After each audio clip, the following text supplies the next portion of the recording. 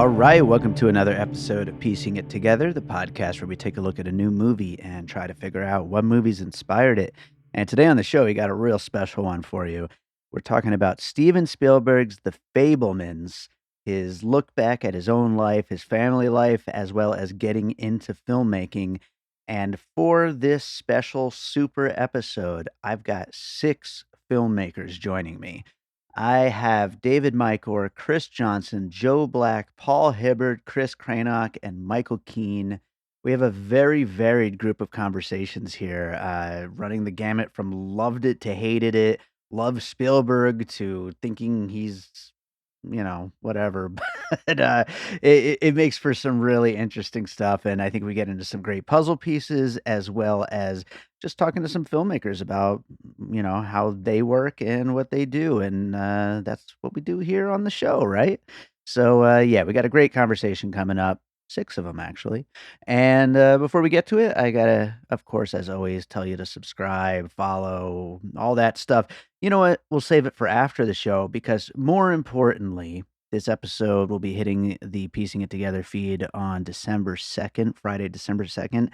And today is also the pre-order release date of my new album, More Content.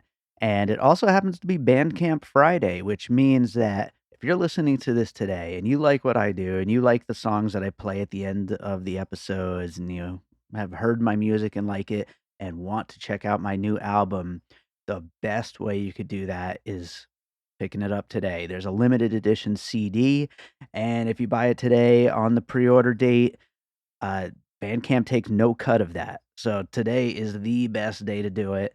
Plus, it's release day. So, and the album will be out on December 30th for everyone to hear and, all that stream and all that stuff. But it's available now. I will be shipping immediately as soon as the pre-order starts. I will start shipping these things out because I did just get the CDs in and they look amazing and sound amazing, and I'm so excited for everyone to hear them. So, yeah, check it out, davidrosen.bandcamp.com. You'll, of course, see links from me on social media, too, as well as in the show notes. So, there's that. Let's talk about The Fabelmans. All right, we've got David Michor back on the podcast to talk The Fabelmans. David, how's it going? Hello. Thank you for having me. Yeah, absolutely. This episode I'm having all filmmakers, and how could I do that without having the filmmaker that I first did music for, my first collaborator in this world of making movies, all this crazy stuff. I love that. Thank you. Yeah, All this the way was a back. special one. Yeah. I know from talking to you over the years, back when we first collaborated and then becoming friends and all that, I know you love Spielberg. I know you're a huge Spielberg head. Was this movie something that was like really exciting to you to see the guy tell his story? Yeah, this was so highly anticipated and just a dream come true because it essentially, I felt like I was watching like the story of my childhood. Mhm. Watching it was like, wow, a kid making movies while his parents are going through a divorce. And, and like the mom is like, totally nuts. And he connects with her a lot and he gets a lot of his creative drive from her. And it was like, it was like watching my own life story. So, Yeah. but also just to be such a huge lifelong fan of Spielberg and his work, and then to see this piece, gosh, what a treat! Yeah. Such a treat for us. Yeah. And I thought like, oh, well, I'm gonna get it way more than anyone else because I could connect with it so much. But after watching it, I was like, anyone can connect with this. You Yeah. didn't have to grow up making movies or whatever. Like it's a really good. It hits home on a lot of levels. Yeah. Well, and that's why Spielberg is Spielberg. I mean, he connects with freaking everybody. Anybody sitting in that audience feels like he's talking to them, even if maybe they never made a movie or worked in movies in any way. Maybe if they didn't go through the family stuff, just it's a movie that's going to speak to you in some way, shape, or form. And That's Mhm. why he's the best. And yeah, I feel like we're getting a lot. Maybe this will come up, in some of your puzzle pieces. Maybe it'll come up in some of the other people I'm talking to's puzzle pieces. But we're getting a lot of these more like introspective, filmmakers looking back at their youth or their, maybe not specifically in the way that Spielberg's doing here with the Fabelmans, but at least looking at what it was like growing up for them and putting that on screen. And I think it's an exciting trend, especially because we've lived with these filmmakers for so long. Mhm. And it's just such an honest portrayal too. Like for him to dive into his own stuff and to present that to us. I mean, you can't ask for anything more Yeah. from a filmmaker, from an artist, for whoever. And God, it was so cool. And I actually got to go to an early screening of it out here in LA with a Q&A with Spielberg Oh, nice.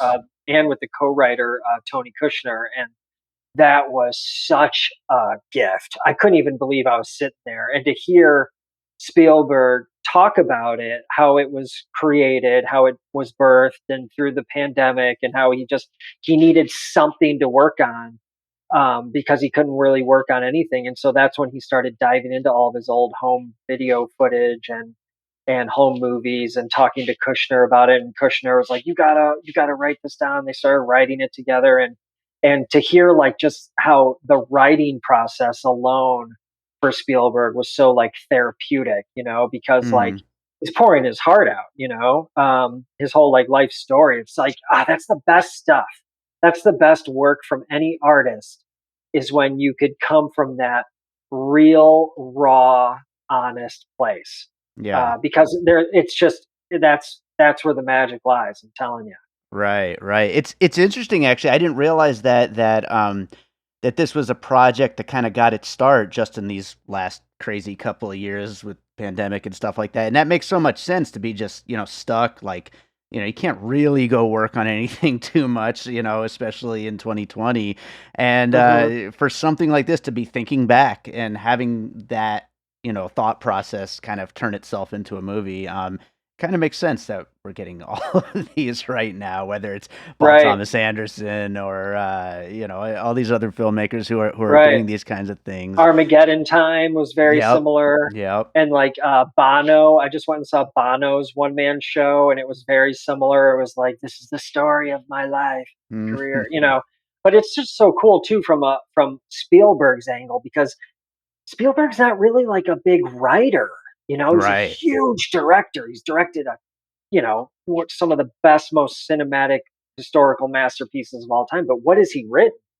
right. And so for him to sit down and to write this thing, gosh, that is so cool that he did that, and that we get to experience that. It's really amazing.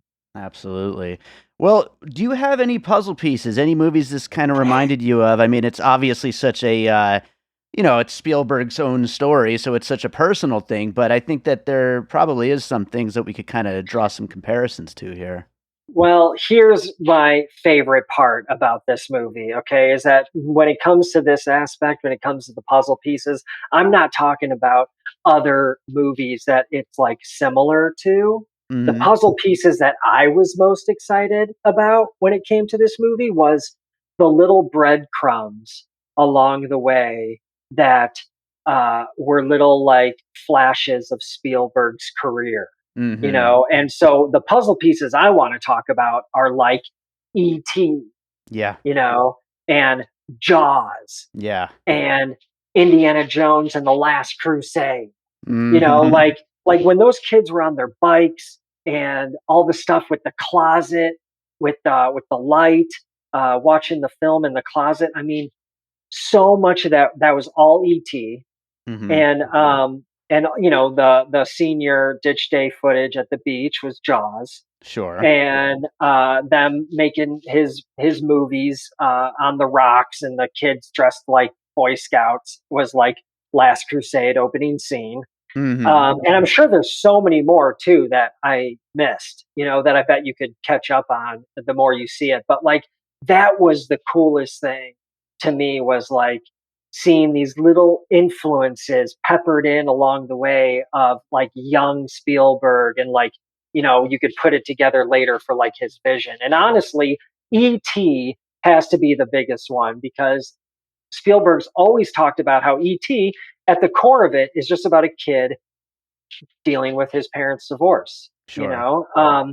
and that's what this is. And so that is the most, that I would relate it to, which is such a gift, because Yeah. E.T. is one of the greatest movies of all time, especially for me. It's my own personal like top three favorite of all time, probably. Mhm. It's just it's unbelievable. So there's that for me. No, yeah, I agree with you. There's so much of Spielberg in this, and that this is something that I think will come up in a lot of these little conversations that we're having, because and it kind of makes so much sense for somebody who is just synonymous with movie making itself, that his own masterworks are going to show up in the story about his own life and about him creating films. It's, I called it in my Letterboxd review, like, the ultimate origin story, and like, Yes, it's like, it really is like, this is the guy, and so of course all of his other movies are going to be a part of it. And like you said, I'm sure there's little things peppered in that maybe we don't even like notice in first viewing, and second time through or third time through, it'll pop up and you'd be like, oh shit, yeah, there's, I don't know, even Munich or something, it's like, totally, it's all going to be there. totally. Yeah, it was Yeah. so cool. And when I was in the Q&A, he even confirmed that like the closet doors in his bedroom were the exact same closet doors used in ET, and that like he was like, okay, I'll give you guys that one. That one is like legit. I will confirm that. But other than Nice. that, I'm not going to say anything. So I'm sure it's littered, which Yeah, is so cool. I love that. that is It's awesome. awesome. That Yeah. rules. And I guess you could even say like, Saving Private Ryan, I guess too, with all the war stuff that he made as a kid. It Yeah. was funny though. Those movies, like when he was making the war movies as a kid, they were actually like pretty decent. Hmm. Like the way they recreated them, and like they should have made them like atrocious, but Yeah. like they cut them together pretty well. I was like, dude, come on, any kids, making like war movies is going to be like cut like Always Sunny in Philadelphia when they make like Lethal Weapon 5. You know what I mean? Yeah. So Yeah. I wish they would have done more of that, but it's okay. Yeah, I'm not throwing in my own puzzle pieces in these conversations, but I would Okay, okay, I would have said Be Kind Rewind, as far as like sweeting the films, like his films should yeah. have been a lot more DIY, like Oh, kind of totally. goofy. Yeah, they made him look like immaculate for like a young kid, like which I'm sure they were anything but. Yeah, sure. That's awesome. Well, I'm going to be finishing up all of these conversations by asking my guests this. If you were making a film as you are a filmmaker about your own life, do you have any like kind of castings, like dream castings of any of the people in your life, family members, anything like that? Oh man. Well, Anthony Hopkins would play my dad. Okay, Um, nice. Cause man, he is like a spitting image of him. When I saw Armageddon Time, recently, that's all I could think of. I was like, oh my God, it's crazy. And then for my Wow. mom, it would have to be someone who's, you know, a firecracker, who's a little unhinged, but also grounded at the same time. Someone like Susan Sarandon Mm, would be really good, or like Sigourney Weaver. nice. My That's the thing. I identified so much with Fabelmans because, like, the Michelle Williams character, who, by the way, was just brilliant. Like, she Hmm. might win the Oscar. I could totally see her winning just because she was so good. But like, I love how you know, it was such like a tumultuous relationship with everything that went down, but like they were still so close, and he was still Right. so connected with her. And like I connected with that so much with myself, and going through my own parents' divorce, and how, my mom was always such a creative life force. She directed all these musicals and these plays. She's this big music teacher. She worked 5 jobs, but she was like, just like da da da da, like nuts. Yeah. And that's me. I Yeah. mean, like as a director, filmmaker, like I get my creative drive from her and everything, and so it was really cool. The movie didn't pack the emotional punch that I kind of like. You kind of go in and you're like, I was like, I'm gonna turn into a puddle when I'm leaving the theater. I'm gonna be bawling my eyes out. It didn't do that for me, Yeah. but that's okay. It was so sweet, and it was filled with so much love that, man, I just can't wait to revisit it again. Yeah. It's a really beautiful, beautiful movie, and I loved it. I loved it so much, and the David Lynch cameo at the end also was just gold, Yeah. gold. I don't know how you can't walk out of this movie and not think that's the best part. Like it's Yeah, and Spielberg said that was word for word, verbatim, like everything that happened. Oh, that's great. Yeah, That's yeah, awesome. And it then you was get cool. that final little button with the camera tilt. Yeah, that was great. That was great. Fantastic. I loved that. I Yeah. loved that. That's why Spielberg's the best. Absolutely. But Yeah. Dave, this was awesome. Tell people where they can find you. Anything you want to plug? Oh gosh, right now all you could do is find me on TikTok at Albert's Bucket List. But I got some things in the works, baby. I got my first round notes back on my script. I'm doing a rewrite now, and who knows what's going to happen in the new year. I'm excited, but I'll leave that there. Awesome. Beautiful. Well, Dave, it's great having you on the show again, and hopefully we'll get you back again sometime for a full one. Awesome. Thank you so much. All right, so we've got Kris Johnson with us. We're going to talk about the Fabelmans. Kris, how are you doing? I'm good. First time doing this type of thing, and I'm a little excited and nervous at the same time. But here we go. Yeah, I'm excited to have you here, man. Like we have obviously worked together a lot. People who listen to the show have heard me talk about our collaborations. With when I put the Beater soundtrack out, and I've played music off of it lots. And so I'm happy to have you here on the show. And I was thinking about filmmakers that could talk about the filmmaking aspects of the Fabelmans, and right away my mind went to you and seeing if you'd be interested in doing it. So yeah, I'm really happy to have you on this one. Why don't you tell our listeners briefly about you and your work, just so they could kind of get an idea from your own words of what you do. Oh, well, I am basically as my friends would agree with, kind of a filmmaking psycho. For Free Your Mind Films, my own little thing with my friend Winston. Been directing, writing, producing, editing my own stuff, and lighting it for the past Free Your Mind is about to be 9 years old now, Wow. itself. But in general, of course, since late high school is when I first picked up a camera, which I know is probably late compared to other people. In particular, the filmmaker we're going to be talking about today. But Steven Spielberg was perfect at it by the time he was like 6. So, but it's like better late than never. Mm-hmm. And it's funny when people ask me what my own work is about, and it's usually just whatever I feel like talking about. I mean, it's my views on life, like I told someone a couple weeks ago. Or my questions more so about things. They're whether it be about mental illness or domestic violence or even suicide assist with one of our movies, Service of Others, which is still one of my favorites that we did together, and one of my favorite scores that you did for me. That one, oh my god, I like that. I thought everybody was on the top of their game with that movie, but I feel like the score just elevated it even more. So it's that's awesome. That one's awesome. And Beater, I feel the same way about Beater too with that.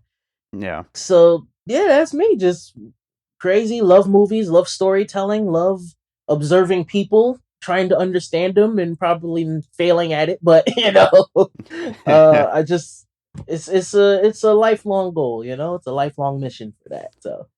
Well, the way that you describe your love of movies and the love of storytelling, I feel like that is exactly where Spielberg's coming from with this movie, is trying to understand people, trying to understand his parents specifically, and trying to kind of break that down in his own relationships there. And so what did you think, like, as far as that as an inroad to talking about his own filmmaking and kind of balancing all of that together? Because it's a lot of things going on in this movie. Definitely a lot of things going on. And what's interesting to me, it was like they always told us in school, make what you know. Mm-hmm. And it's almost like this is the culmination of decades of Spielberg kind of exploring his parents Yeah. in a way. And this time finally saying, you know what? I'm finally just going to sit down and say, instead of being inspired by them, I'm just going to make it about them. Yeah. And I personally respect that in the first place, because even I was trying to do, and mind you, I'm way younger than him, but I was trying to write something about an experience I just had a few years ago, and I got bored. I'm like, oh, I'm tired of writing about myself. You know, so I respect him for not only co-writing the script, because a lot of he doesn't do that really often. I think this is the first time he actually worked on the script since AI, I think. That sounds about right. And Yeah. I think that was the first time he did it in a while, so this was definitely personal for him. And then just watching the movie itself, I mean, for me, Spielberg's a god. Just Yeah. period. And I remember in school when I went to the Art Institute, and all the other film students were all snobby towards him. And here I Mm-hmm. am, a guy who grew up loving Jurassic Park, loving Raiders, loving E.T., and loving the Oscar tenders, well, as we'll call them too, like Schindler's List and Saving Private Ryan and all that stuff. But Yeah. they would really sniff their nose at him because of the blockbusters. And I'm like, if you can show that much talent in that those type of films, as well as the Oscar ones, you're the man to me. I'm sorry, I don't agree with you people at Yeah. all. I'm here because of him. Everybody would say, "Oh, Kris, you're gonna be the next Spike Lee." Even though I adore Spike Lee, I thought that was a little bit condescending, just to Mm. Spike and to me. Oh, what? Because we're both black? Right. I'm like, no, Yeah. I want to be. Let me be the Black Spielberg instead. Maybe Yeah. because he had just a wide range of talent to me in terms of what stories he would tell. Like Yeah. look at 2002, Minority Report, Catch Me If You Can. Come on. Schindler's List and Jurassic Park came out the same year. Yeah. It's Like that's just, wild, right? I mean, even thinking about his last two, The Fabelmans is a completely different experience from West Side Story. Yeah. You know, and Absolutely.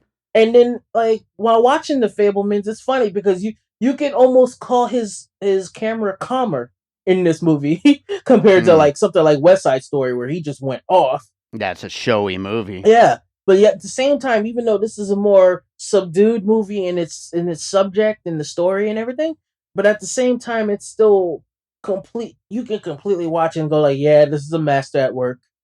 Yeah. How do I get to this? you know. It's a good goal. It's a good goal to aim for Spielberg because, like, yeah, I mean, and I mean, come on, Spike Lee is amazing too, but Yes, like, definitely. No, yeah, I adore him. I love the idea though of looking at a Spielberg as like well-rounded in like the blockbusters, the Oscar movies. That there's so much there in such a well-rounded way. So there's a lot to strive for there. As far as this movie as a movie about filmmaking, what were your thoughts on it, and in the way that young Sammy Fabelman picked up the camera and started to get into filmmaking? Did it mirror your own aspects at all? Oh, I adored those scenes. Those honestly may have been some of my favorite scenes in the movie itself, because Hmm. I can really relate to them in my own way. Actually, even the divorce the family aspect, I can relate Yeah. to as well. But I just had a huge smile on my face watching the little version of Sammy Fableman pick up a camera and just repeat what he saw, because Yeah. that's kind of in our own different ways. That's how we all started. I may not have picked up a camera until I was a senior in high school, but I used to like draw terribly, I might add, and write my own comic books, Hmm. and they were all based on stuff I love. Um, it's particularly Spielberg stuff. Like my big one was Dinosaur World, and you know where I got that from, you Yeah, know, for sure. and having Dinosaur World Two, blah blah blah. I had Light Rangers, which of course was a Power Rangers ripoff, Hmm. and to see this movie and to see uh basically Spielberg's Avatar, and to see the Yeah. movies that Spielberg was inspired by, and to see this little fictional version of him reenact those movies in his own little home videos. That made me smile because I was like, I may not have picked up a camera kid until I was older, but I get it because that's what I get it because I had my own Terminators in my head, my own Diehards in my head, Yeah. and I really enjoyed those scenes, and they're just so classy. I love talking about it that way because, like, that being the point of the show here, the whole looking at movies through the lens of what inspired them. And so, specifically Fabelman being inspired by all of his favorite Westerns and war films and stuff like that. And that's what inspired him to pick up the camera. And then you talking about it there like that. I think that's a great entry point to the show. And, yeah, are there any movies that you thought of as far as the Fabelmans as a whole that you thought maybe could have been puzzle pieces for this, things that might have inspired the Fabelmans?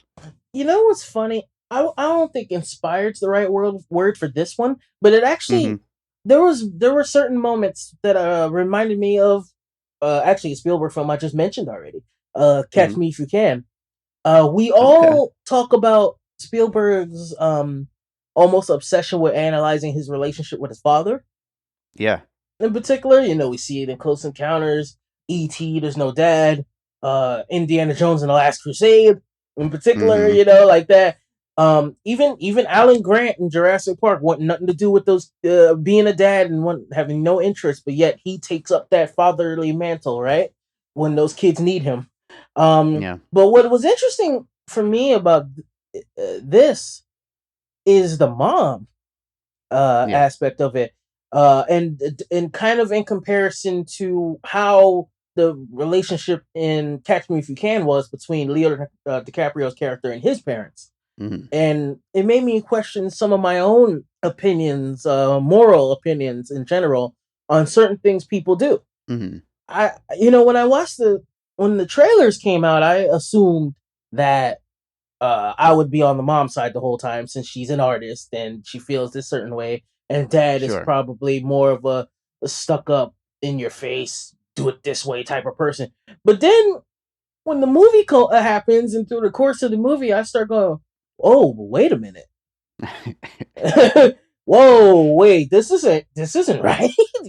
Slow down, Mixie, slow down. Yeah, and in the end, it kind of reminded me of Catch Me If You Can in a way, because even though Christopher Walken's character may not be the greatest husband, or he may not be particularly on top of things, I still felt like she could have tried harder too to make things just a better environment and more of a family unit in the team.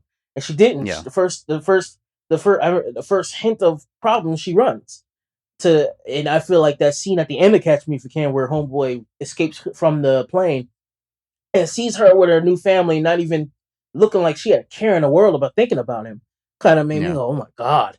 And even though I wouldn't say this character goes that far, Michelle Williams' character here, but it's just interesting to kind of relate to somebody that usually I would initially say, well, you're selfish. Where that's screwed up.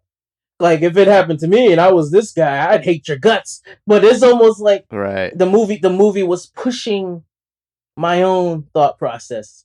You know how crazy I can get sometimes creatively. If this was my movie, something would have happened to her in a ditch or something. Like, you know how I feel about people who do those sort of things and what happens to them. In my things. But it was almost like Spielberg was almost like pushing me a little bit, going like, the answer's not that simple, kid. The answer's not that simple. And then I'm in the theater going like, oh man, maybe you're right. The answer's not that simple. Oh my God. You're just going to have to live with this one. Yeah. And Michelle Williams is always great though. Yeah. She's always terrific. Absolutely. And the whole cast was terrific. Even the kids I didn't know about, even the kids who played the young Sammy and then teenage Sammy and there's really something cool about Seth Rogen being in this, considering that Munich joke. I think it was knocked up, So I was like, oh, all these years later, now look at you. Now you're working with the man. So that was pretty cool. And of course, awesome. I think Paul Dano's one of those guys who just had a great year. No, yeah, absolutely, it's true. Well, do you have any other puzzle pieces or things you wanted to bring up? It's just the awesomeness of watching the final scene of the movie and going like, wait a second, is that David Lynch? Yes. You know, and going like, wait. Oh, what's going on here? And I just had a absolute ball with that. And there was something about the scene where he's directing that kid. It was a war movie scene they were doing, and it was just, that's another bit. I know maybe not everybody in the theater could relate to it, but I sure could. Especially after just finishing, Blind Malice and talking. Directing actors is arguably my favorite part of this whole thing. It's tough between that and just shooting and directing, like the visuals, but there's just something about that. And then when he's directing the kid, and the kid almost like absorbs it all, and to the point that it's almost like he was in a trance and everything. I just adored that. And I couldn't help also thinking on a different aspect. It's been pretty much 30 years now that Steven Spielberg's worked with this cinematographer. Janusz Kaminski. Yeah, I think, what was their first one, Schindler's List, I think? That sounds right. And I think they've been doing like every movie since, and I'm just like, wow, that's like just 30-year. That's the kind of thing I want, like that's the kind of thing I hope for, to have such a great camaraderie with somebody that is like, you have decades of films together, and it's just like, and to the point that now the Spielberg look, even though he's done other classic movies way before that 30 years, but it's like gotten to the point that now the Spielberg look is synonymous with this guy to me, and I know sometimes for some people it may not work. Like I know with Crystal Skull, because that the first three had their own DP and look, and he's trying to emulate one guy but then make it look like his own thing. So I can understand that. But otherwise it's just like, wow, like there's some really beautiful imagery in this movie. Anybody else makes this movie or has this script, and it's probably like a down to earth, just stripped down, to the bone type looking a visual movie. But it's Spielberg. So even when he's doing a quote unquote normal movie, he's gonna make it look like, like absolutely. Like, that scene in particular with homegirl dancing and Michelle Williams' character dancing in front of the car and the lights turn on, and I'm like, oh, why? Well, okay, why are you doing this to me? Yeah, that's a memory that ingrains whether you got the camera rolling or not. You're gonna remember that moment, Yeah, definitely. So it's like, I don't know. I'm not sure what he's doing after this, but it was like, watching this, when I think about those other movies, what movies reminded me? I just had to go to his own filmography and think like, in certain ways, this is like a culmination of that. Almost like if he never has to do the parent analogy again to me if he doesn't want to, because this is it. Put a bow on it. Yeah, that's how I feel about it. I really thought it was a tremendous movie, and it's funny because I was thinking about, so West Side Story came out last December, right? So in less than a year, I got to see 4 Spielberg movies from different moments of his career in the theater. Like with the 2 new ones with West Side Story and the Fabelmans, and then 2 classics, E.T. and Jaws.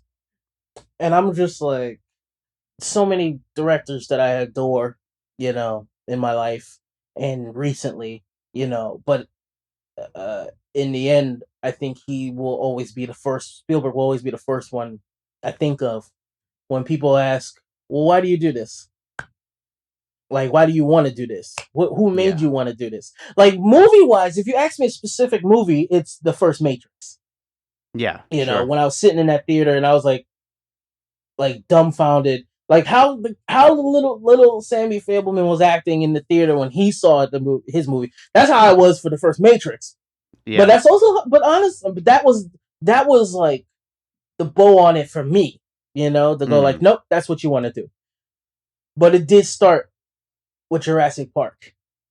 That's the Sure. first one that really made in the theater that made me go, "Oh my goodness, oh my goodness!" Like wide eyed. There's not a lot of many images I remember from that time of my childhood in terms of just stark images. But the T-Rex running after the Jeep and running through the tree trying to bite the Jeep is Yeah. one. Well, I remember sitting in the theater watching that Oh, and it's just being incredible. like, "Oh my god!" So I seeing his influences in this movie was just like it's almost like a "Hey, he's just like me" moment. Like That's cool. it That's was just cool. like, yeah, that's great. So yeah, I really adored this movie, but I'm a filmmaker who's pretty positive about most of the movies I watch. Yeah. Yeah. When I don't like something, it something must have really went wrong. Sure. Like Yeah, for sure. Well, I'm going to finish up all these conversations by asking for each of the filmmakers I've got on here, if you were making a film about your life, cast some people. Who are some people you might cast in some key roles in your family's life? that's actually a good question. Uh I wrote a movie called Moms of like almost 10 years ago now, I think. It's actually it's not based on my life, but the two main characters, I think one my father influenced one and my mother influenced the other. Hmm. And I definitely and every time I think about the script, I always cast in my head Idris Elba Hmm. as the father and Taraji P Henson as the mom. So I'm Okay. gonna stick to that answer. Nice. So yeah, I think those two would be great. I mean, they've Oh, made a movie nice. together before, so that would work Yeah, for me. that would be a great cast. So I like that one. Kris, this was great. Tell people where they can find you and your work. You can go on youtube.com/free your mind films. That's where all my shorts are. We're keeping the feature lengths a little close to the chest, so they're private now. But Hmm. you can find the shorts on there.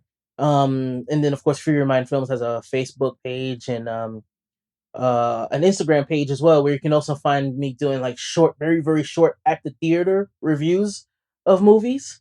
The Woman King one is pretty popular. I don't know. I don't know that one seems to pick off.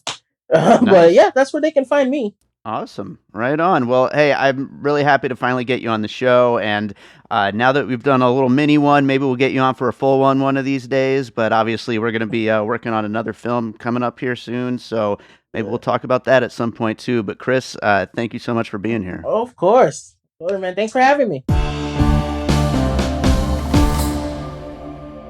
Joe Black is back with us 3 times in a row, Joe. I don't think that's ever happened with any other guest.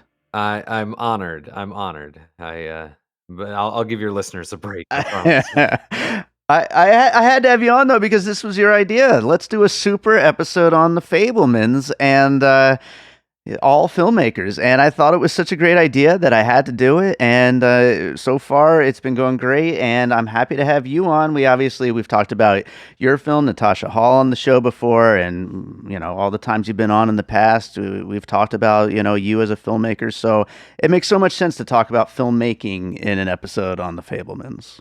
Yeah, I thought that'd be more interesting than talking about the movie itself. But no, that's just a joke.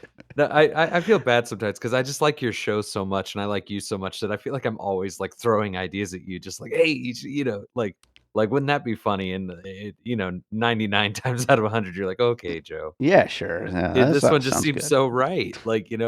and I love it when you have other filmmakers on this show because being a filmmaker, I like hearing that perspective. You know what I mean? Yeah.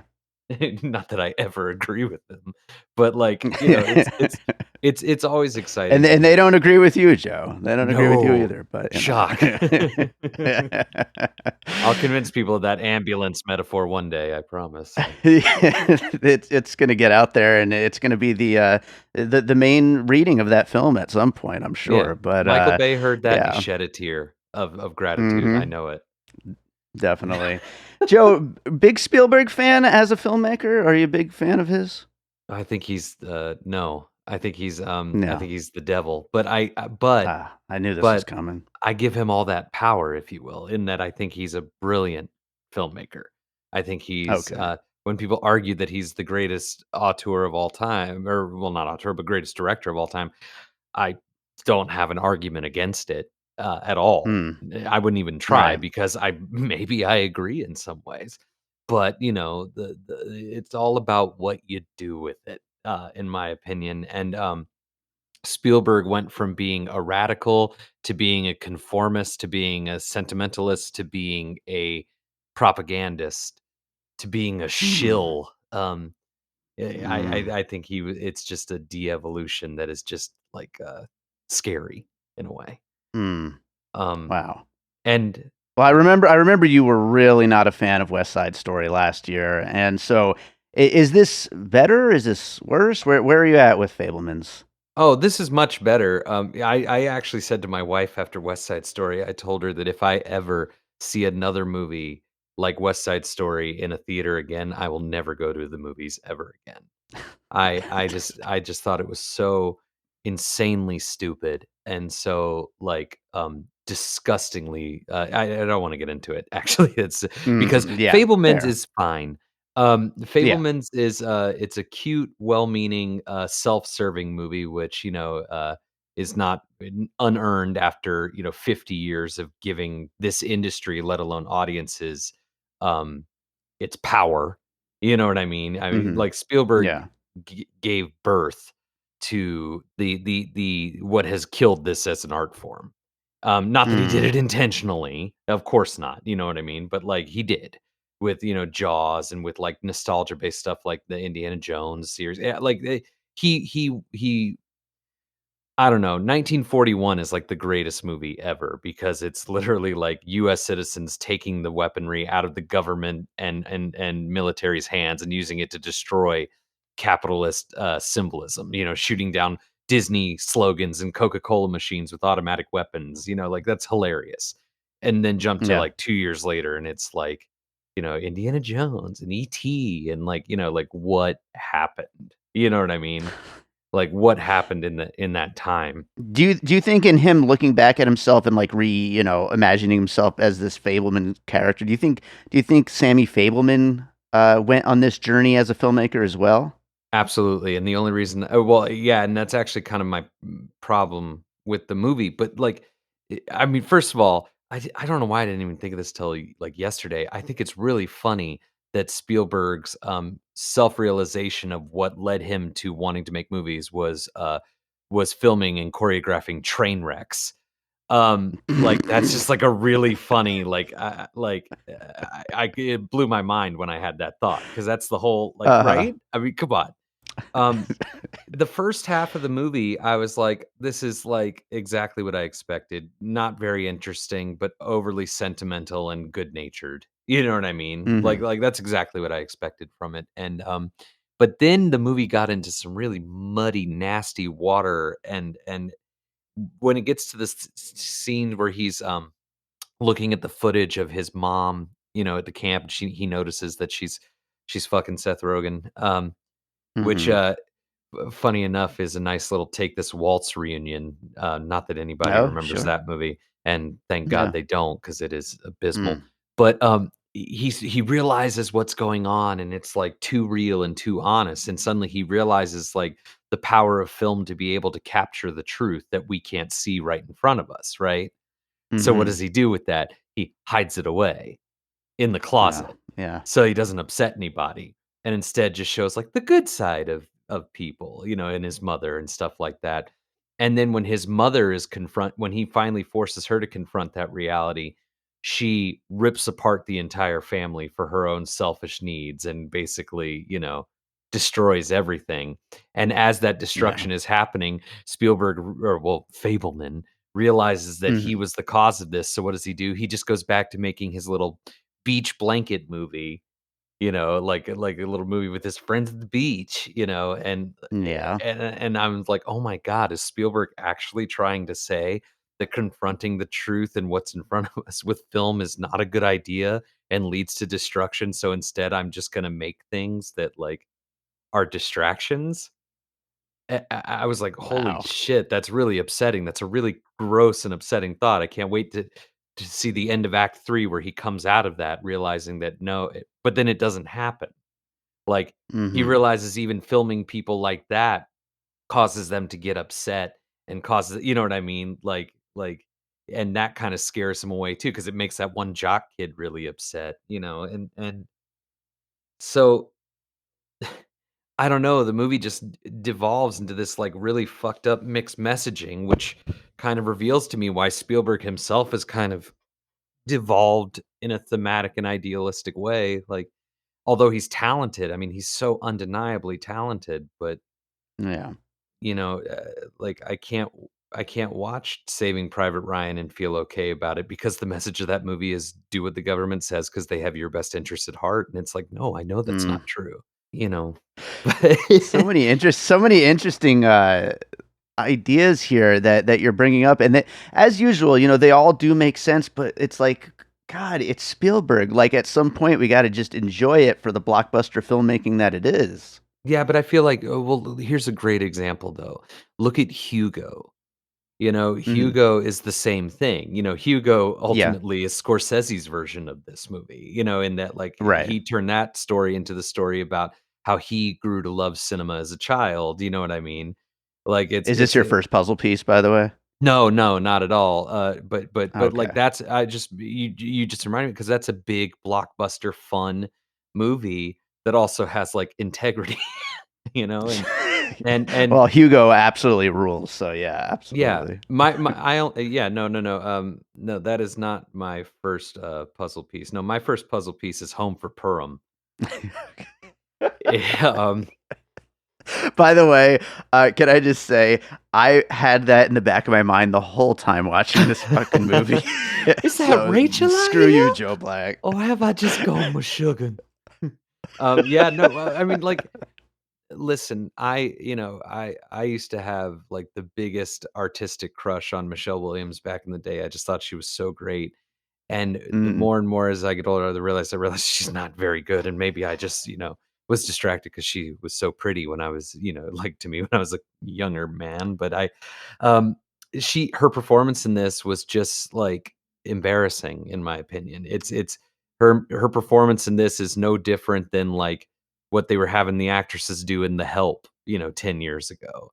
Just these, like, overly cliched, melodramatic goofball performances, and the whole movie, all I was thinking was Home for Purim. Like, and Yeah. the like, From really. for your consideration for those that don't know. Oh, yeah, sorry, yeah, it is a movie Yeah. within a movie. Um, Yeah. but, like that's why I think that movie, for your consideration, didn't hit as hard with people as it coulda or as they thought it would, because it's like, no, like, honestly, like, Home for Purim would be a hit movie. Like, it actually would.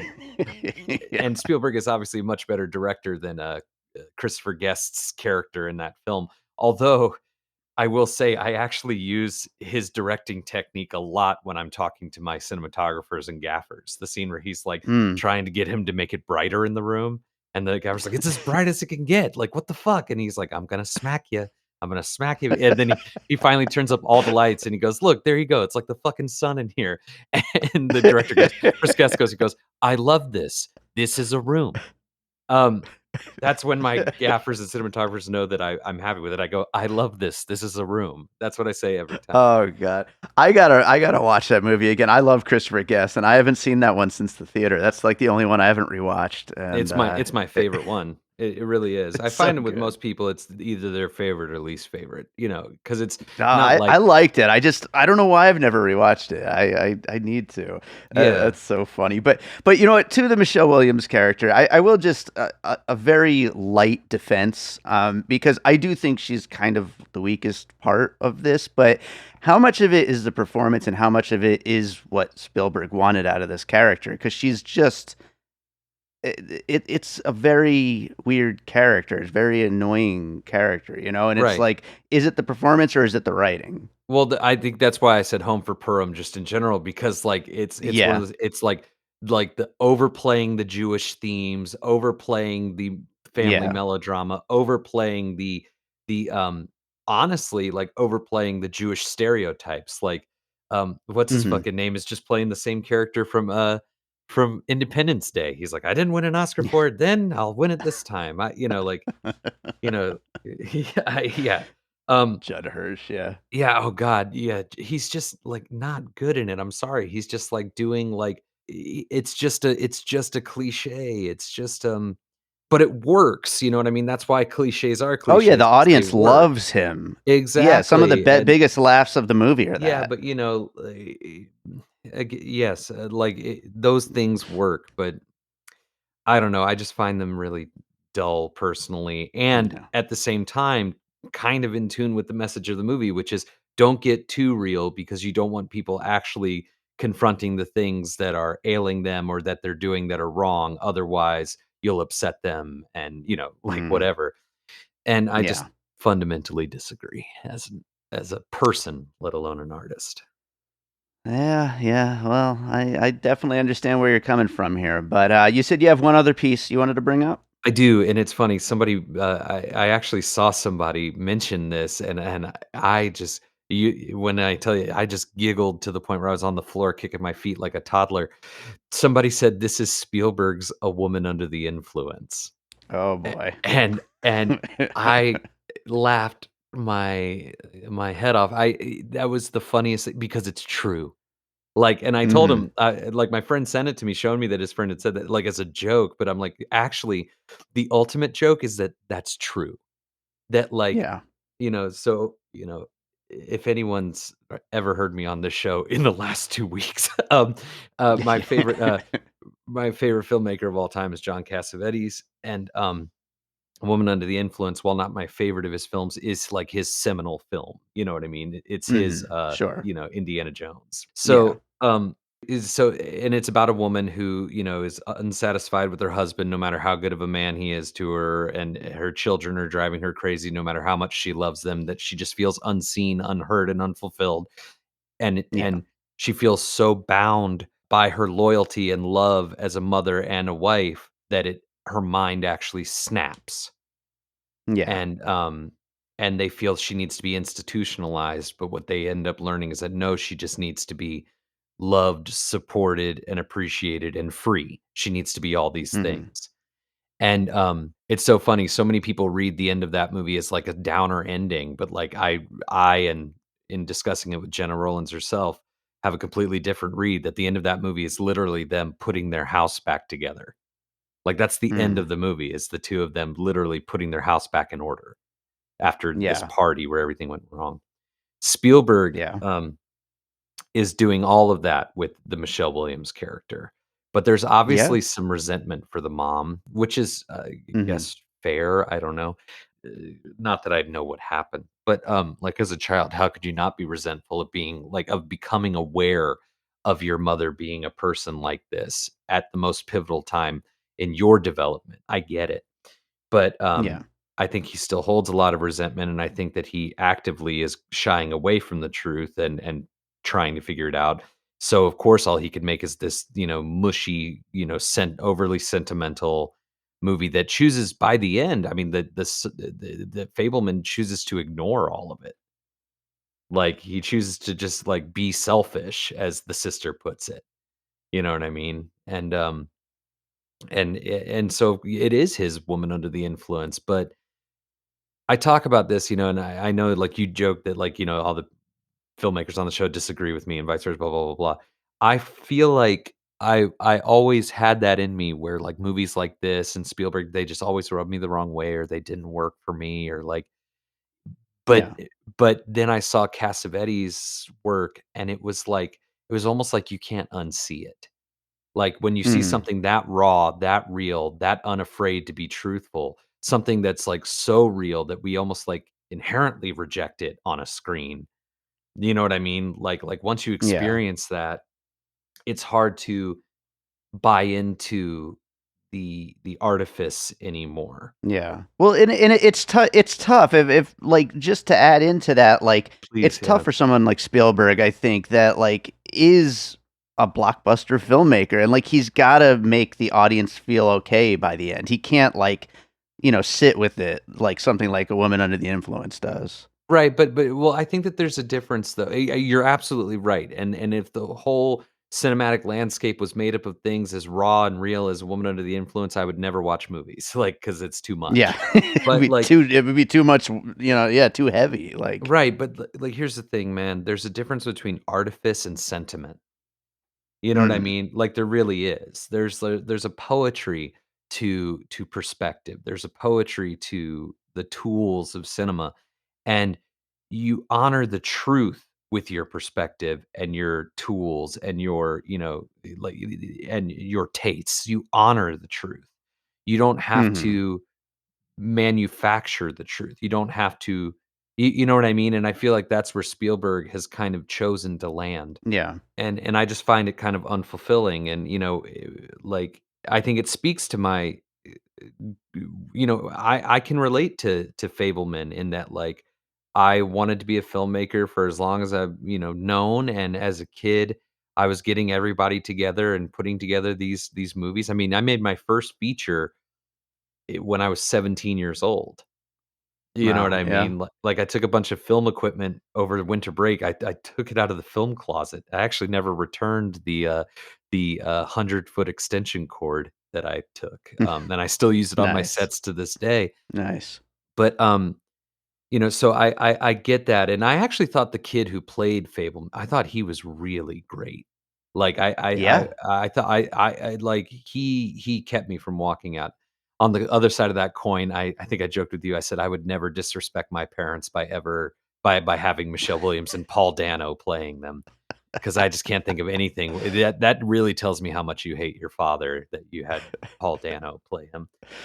Um Well, that's a good place to talk about some casting. If you were to make a movie about your life, what mhm. do you have any particular castings in mind for any key family members?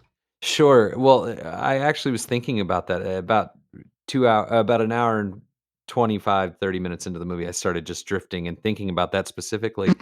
And I was thinking if I was to make a movie about my life during this time, like, me coming into my own as like what it means to me to be a filmmaker, you know, Yeah.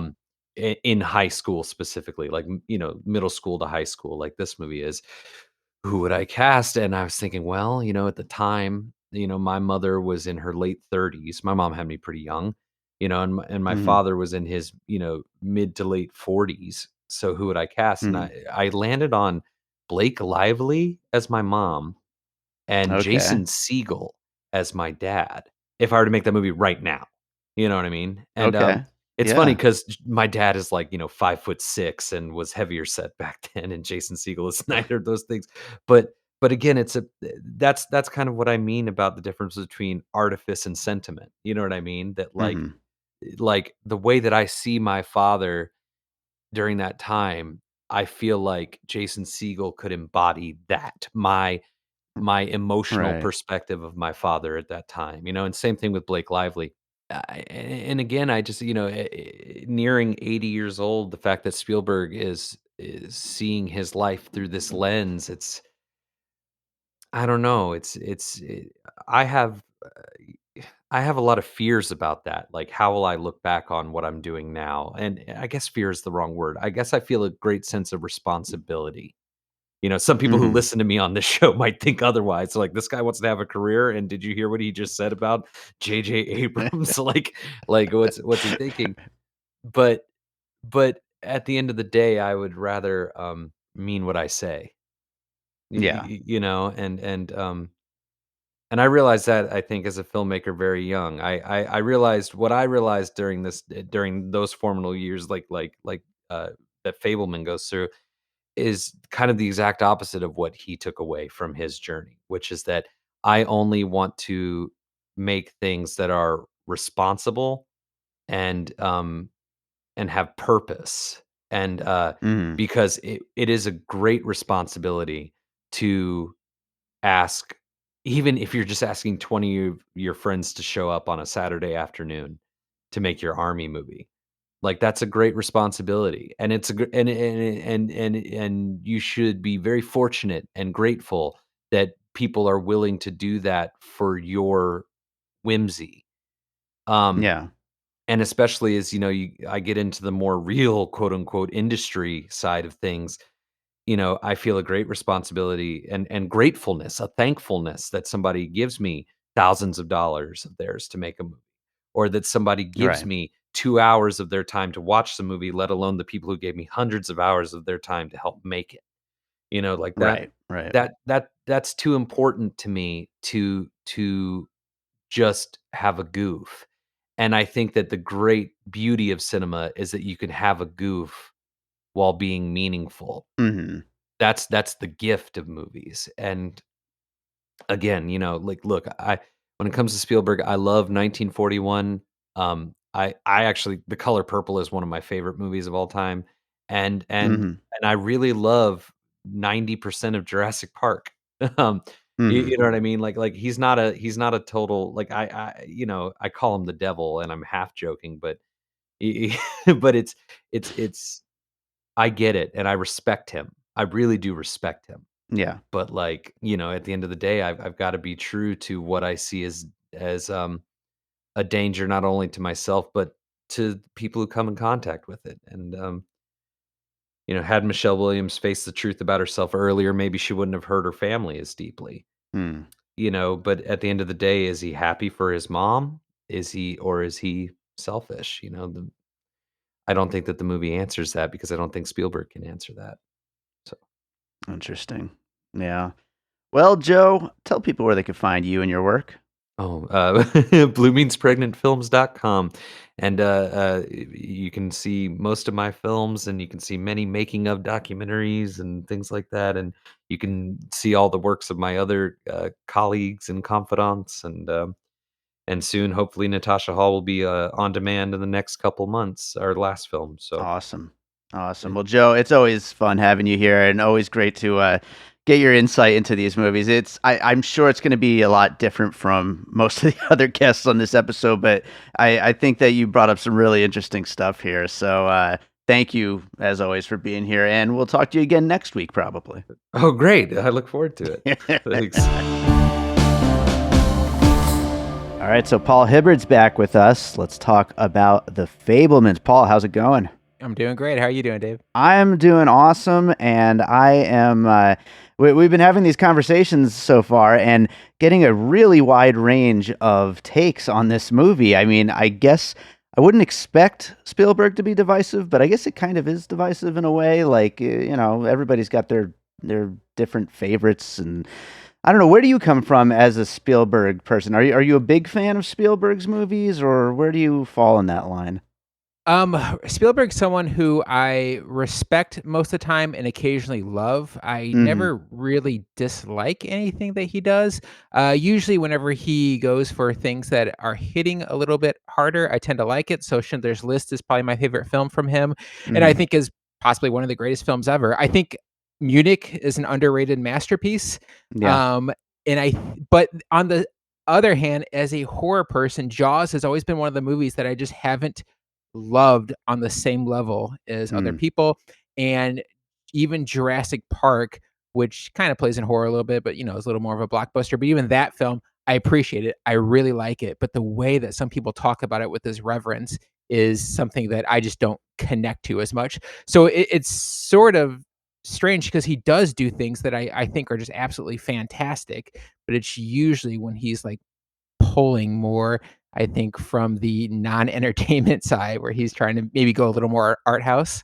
Right, right. And I mean, I don't know. I think you just watched the movie like today or something. Like, I don't know how you felt about this one. I haven't seen like your letterbox or anything on it. I feel like this kind of comes from the place that maybe you tend to like more of Spielberg from. Yeah, no, I do like this one a lot. I give it 4.5 on Letterbox. Oh, I wow. think it comes from like everything about the movie, it's not quite as hard hitting as something like Schindler's List, but everything just felt so honest in the movie. And when you compare this to like other biopics, oftentimes it's music biopic, musician get more of the biopics than filmmakers do. So when I was thinking about like the combination of a filmmaker and a music biopic, this one feels so like honest Hmm. to what shapes someone to become a filmmaker. Yeah. And I really, really liked it. And about the halfway point, I was on board. I was appreciating it, but the second half really won me over. Yeah, I feel the same way. The second half is where it really comes alive, and I've got issues with the first half, but overall, I like the movie a lot, and that second half is just killer and so much fun for somebody who loves movies and loves the way movies can make you feel and how they can take you away with storytelling, and I think it's just super exciting what happens in that second half.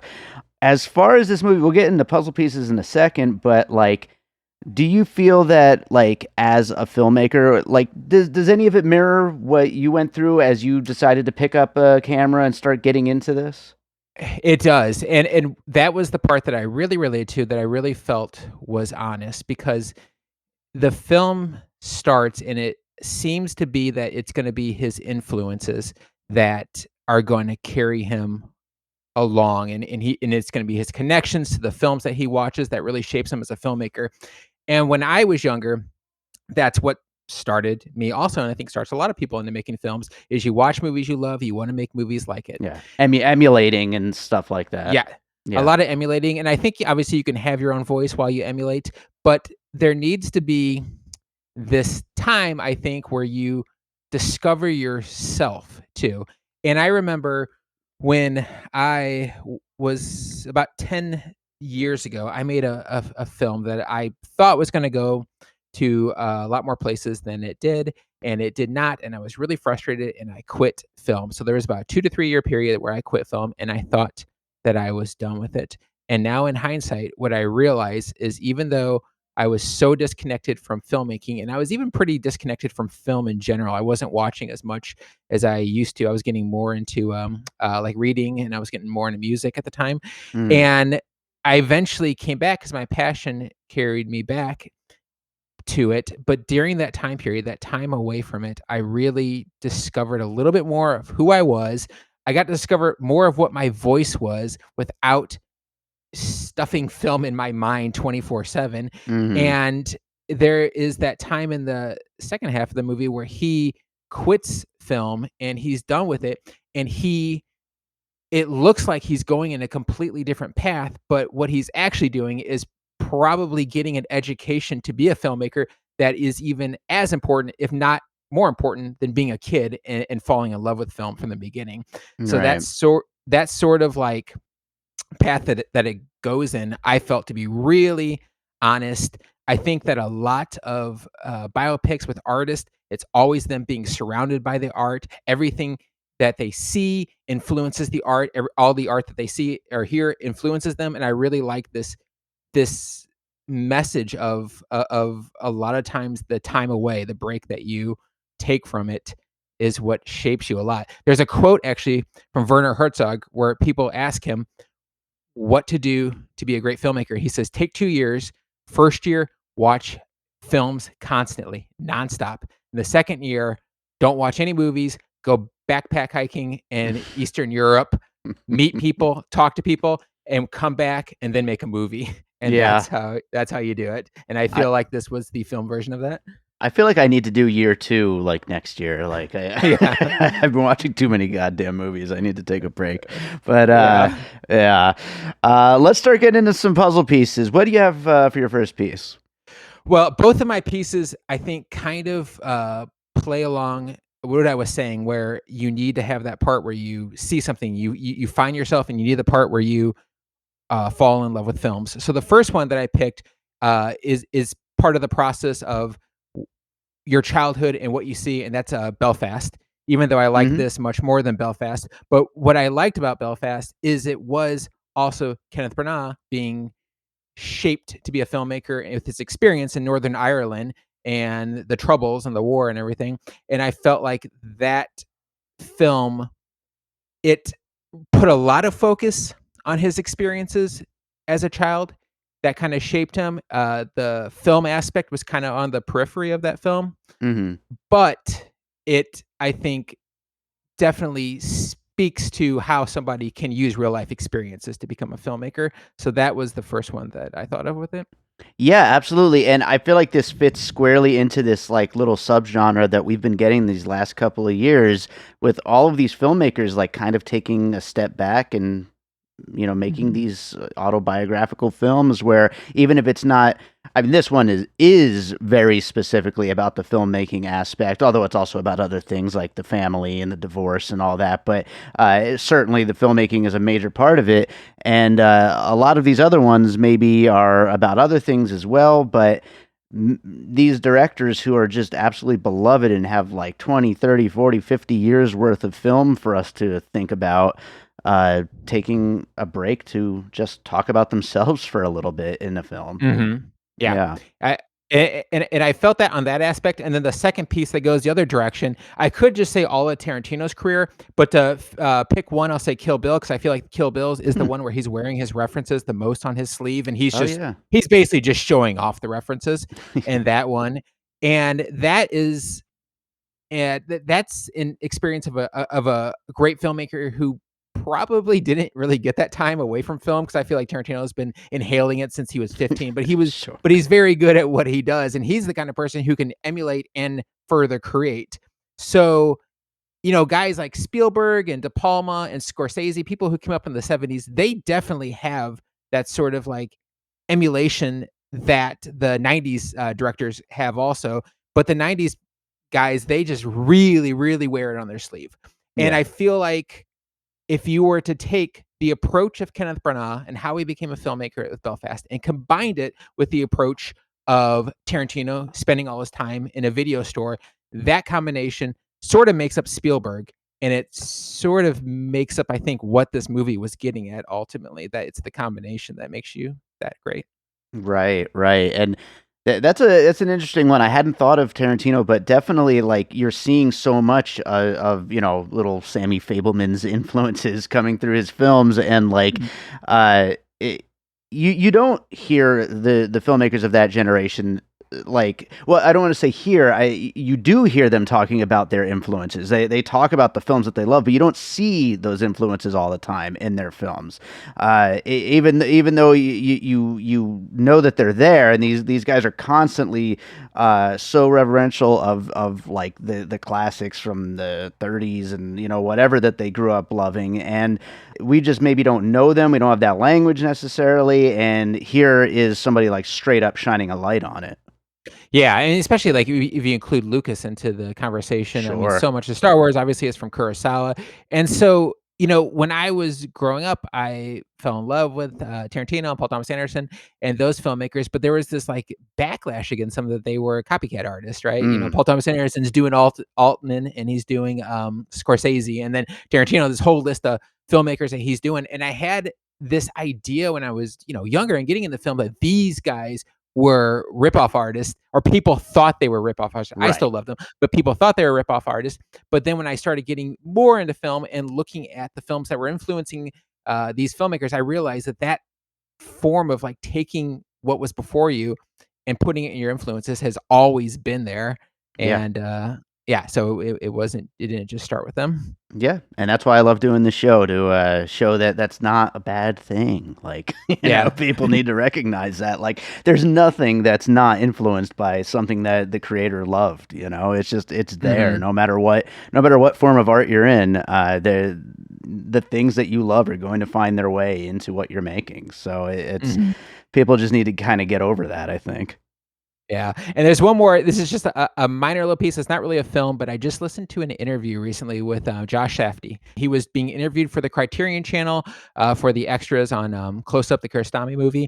And he was telling the story about how when he was like 20 years old, he was just getting into filmmaking. He wasn't very good, but he kind of had an idea of what he was doing, that he was being followed on the subway by these two guys who were going to mug him. He could tell they were going to mug him. It was late at night, New York subway. No one was there. It was just these guys. He kept walking from car to car. They kept following him. He knew it was coming. So he got off at the next stop. They followed him. No one was there. And they walked up to him. And the last minute, right before they got to him, he turned around and he said, "Hey, you two look like you would be great in a movie. I'm a filmmaker. I need someone to play a badass. I can't find it with these actors, but you two look really badass. Will you be in my movie?" And immediately their whole demeanor changed. And they were like, "Yeah, sure. We want to be in the movies." And he got their number. And obviously there was no movie. He just tricked the idiots. But that was like, that's how he won them over. And that reminded me of this film. I was really thinking of that when he won the guy over at the end by showing him so much in the film, and he got him on his side. That's awesome. That's a great story. And I didn't realize it before, but now I want a Safdie brothers version of the Fabelmans, of their coming up with doing what it is that they do in film, because that would be a fun movie for sure. Pure intensity. Yeah, absolutely. But those are great pieces, and I've been asking everybody else, so I'm going to ask you, if you as a filmmaker were going to make a movie about your life, let's cast some people within your family, some important people that you maybe have some actors in mind. Does anybody come to mind? I can't really think of anyone for my mom. My dad looked, especially when he was a little bit younger, he looks kind of like a dead ringer for Burt Young. So I feel like that would be kind of an interesting one. Nice. My sister, this is pretty complimentary to her, but my sister could go for like an Amy Adams. She has the red hair coming down.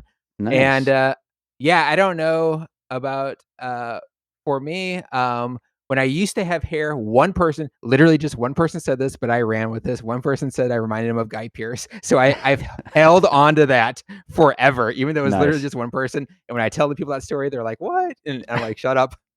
Don't take this away from me. So a lady at the post office once said I look like Justin Timberlake. So that's my version. Oh of that. my, yeah. Just hold on to that. Don't let anyone take that away from you. So yeah, that would be my casting, I think. Nice. I love it. I love it.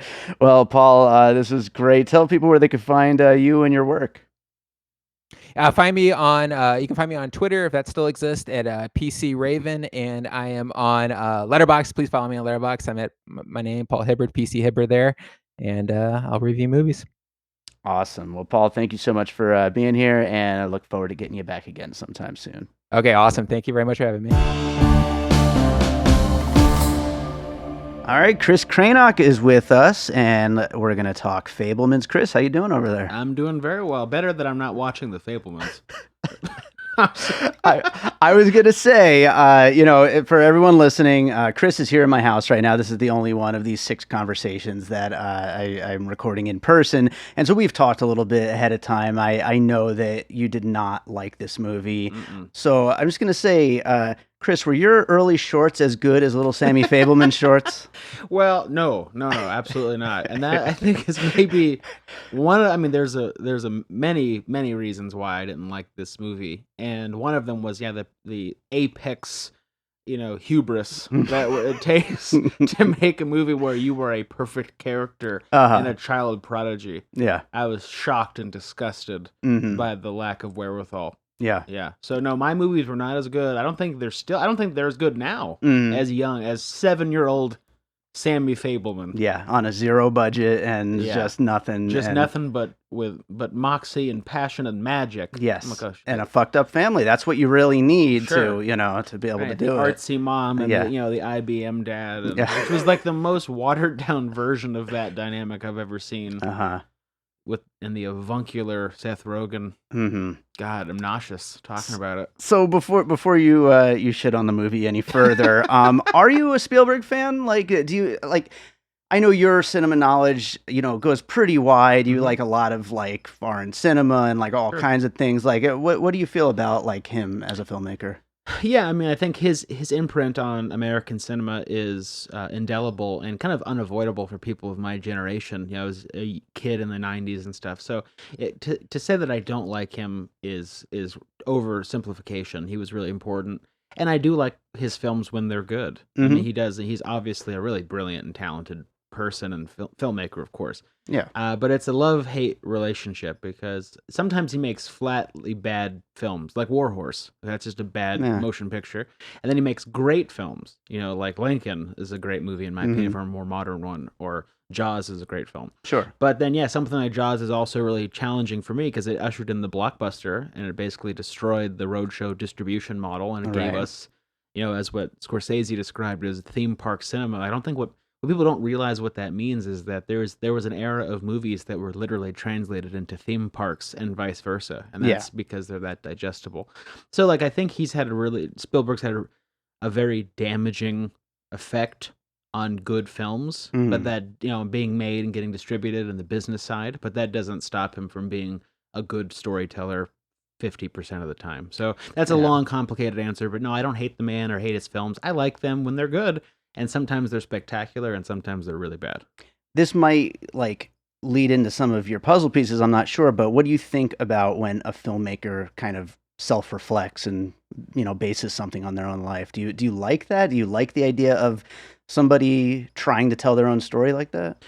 Yeah, I mean, the thing is, I try not to have any rules. I think it's like, does it work? Then I like it. I mean, Mhm. you know, one of my favorite films of all time is 8.5, Mhm. which is a very autobiographical Fellini film, and Yeah. you know, the character by Marcello Mastroianni is loosely, you know, an avatar for Fellini, but in a way, it transcends the reality of his life. I mean, there's number one, it's much more critical than like a Fabelmans, where Yeah. you know the Guido character of 8.5 is a disaster. You know, Yeah. he's neurotic, and he has women problems, and he fears them, and he also objectifies them. He's kind of a scumbag. Yeah. And so I think when the artist is, it's a weird combination of being more truthful with yourself, but then also letting the story transcend just your story. Like Yeah. 8.5 isn't the story of Fellini, Sure. but it touches on the poetic truths of Fellini in a more dark and gritty way. So yeah, I mean, in that context, I love when it works. Sure. Yeah, sure. You know, but when it doesn't work, it's like, oh boy. You Yeah. know. So there's no.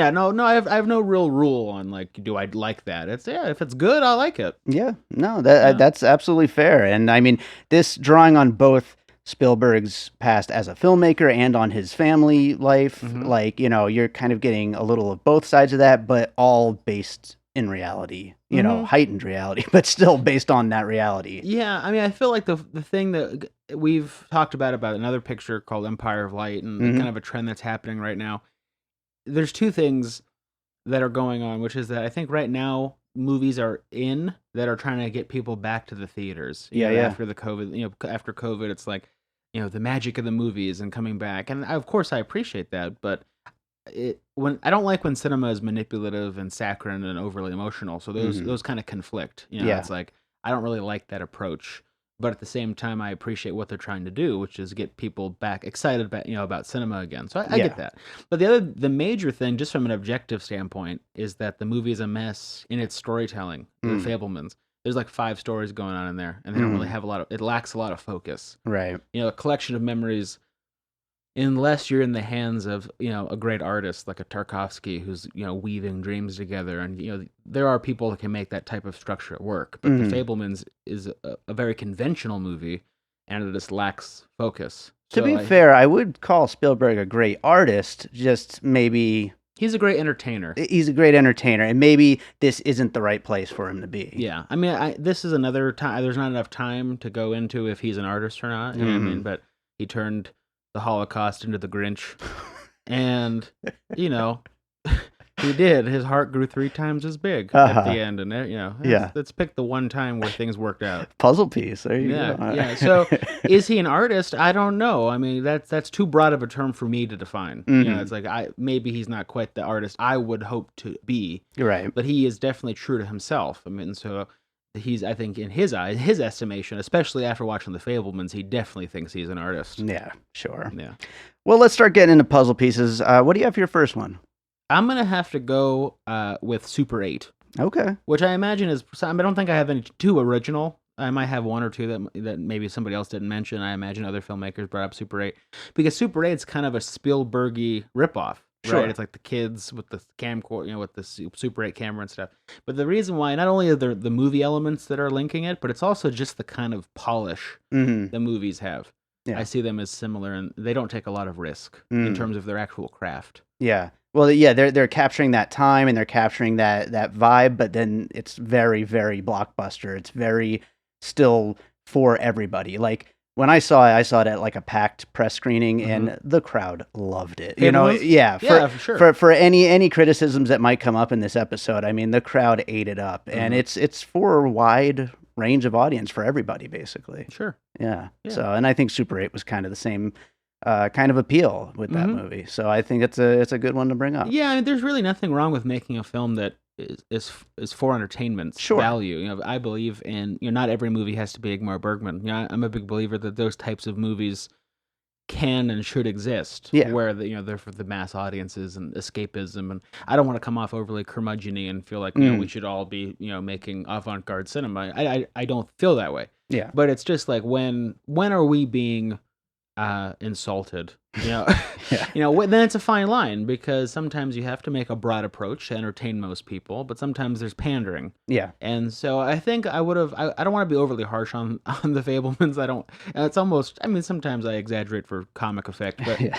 but it just wasn't told well. Mhm. You know what I mean? Like, it didn't work. It's not that I necessarily agree with it or disagree with it on just like some abstract philosophical level. I do, Mhm. but I know what I'm getting into. I've seen Spielberg movies, so I was in there ready to expect the saccharine emotional touch. I just think it wasn't put together particularly well, and that it was self-indulgent, and that it kind of talked down to us. Mhm. So yeah, I just don't. I want to clarify that I don't mind things being popular. Sure. That's okay. Yeah. Just be good too, if That's you can be good. that's a simple ask, I think. I think so. I mean, Yeah. what's good is subjective to me. Yeah. But I think I'm pretty dang fair. Mhm. I like some movies that are not like, great art, but they're good movies. They Yeah. still do their job. I don't think the Fabelmans did it. I think it was just a tired bunch of cliches and then thrown together, and it just bummed me out. Mhm.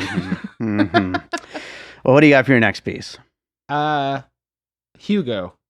Sure. Okay, so Hugo is again a love letter to cinema. Mhm. There's a story in Hugo, which I Mhm. think is very different. It makes it very different, and it's a more compelling story. But it kind of has that folksy, almost for children. I mean, Hugo's specifically for kids, kind of Yeah. like a kids movie with adult themes. To where I think the Fabelmans is more adult film with children's themes. But yeah, there's a kind of a gloss. There's a magic. There's a glow. There's it's like kind of a open-hearted approach to movies, Yeah. and a movie about movies. So yeah, I think Hugo is a kind of a kissing cousin. Yeah. I forget if we brought up Hugo when we were talking about Empire of Light, which, by the way, this episode will go up before Empire of Light, so, whatever. But, yeah, as far as like these love letters to cinema, I mean, it is a very big thing this year. I mean, we've talked about, maybe it has something to do with post-COVID and, how theaters aren't doing well. But right now, we're just getting so many of these quote-unquote love letters to cinema. Mhm. That one is just such a damn good one, though. Hugo? Yeah. Yeah, I know. Hugo was really good. And Yeah. it kind of predates all this. It Yeah. feels... I think what saves something like Hugo is that it comes... Scorsese is a different caliber of director in terms of integrity. And, Yeah. they're just different things. He's probably one of the most successful and popular of people that don't really manufacture their work for everyone. Mm-hmm. Spielberg really kind of tries to throw a wider net. That's just, for instance. But what saves something like Hugo is the source material. Like, Mhm. you have a novel, and in that novel is a narrative that, Yeah. that there's some type of separation from the artist. And so I think when you have a script that's co-written by the director and it's based on their own memories, like a Fabelmans, that's where you run the risk of not having the objectivity Yeah. that I think you maybe should have when you're telling that type of story. If you're gonna like kind of, not to bring up 8.5 again, but like if you're gonna look at yourself, you kind of have to be intent. You have to rip off the gauze. You have to be really intense so that we get a sense that you're being honest with yourself, even if you're not. Yeah, sure. And so yeah, I think that there wasn't maybe enough objectivity in the Fabelman script with him actually having a hand in the writing. Mhm. Yeah, I think Hugo works because it has that source material to anchor. Sure. And it is his first time writing in a while on any of his films. Since the rewrite of Artificial Intelligence. That's a long time, Yeah, actually. yeah. So yeah, Because there was that's just a surprising. Kubrick treatment, Yeah, and he handed it over to Spielberg, who wrote the script from scratch yeah, and by himself, yeah. which is evident Yeah. in the film. Well, maybe we'll talk about AI one of these days. One but day. yeah, That's well, another mixed emotion, man. Yeah. Ooh, that's tough. Did you have any other that you wanted to bring Yeah. up? Oh, so yeah. I'm kind of babbling. Sorry about the puzzle pieces. I also brought up The Majestic, Okay. which we don't have to get into. 1950s love letter to movies, same kind of spiel. But again, it has Frank Darabont, who I think has a little bit harder of an edge. Frank Darabont also wrote and directed Shawshank Redemption, The Green Mile. He Mhm. kind of has a whimsy about him, Sure. but there's like a kind of a darker, tenor about a chord that runs through it. So The Majestic is a cool 1950s look at movies. So is this. I would also want to bring up a movie called Day for Night, which Okay. is a French film by Francois Truffaut. And I bring that up because it's another movie about movies.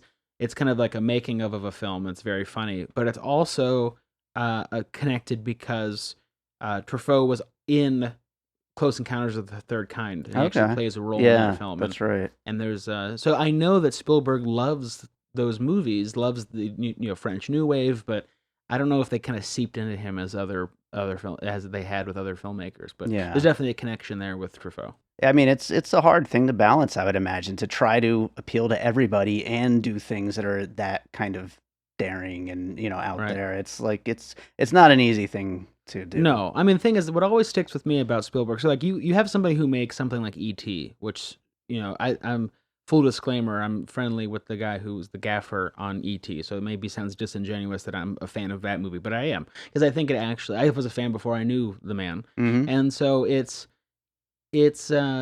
strikes the balance of being sentimental without being saccharine, Mhm. and it's a whimsical story in its bones, and it's a great story, and it really achieves what it sets out to achieve. So I'm Yeah. a big fan of that.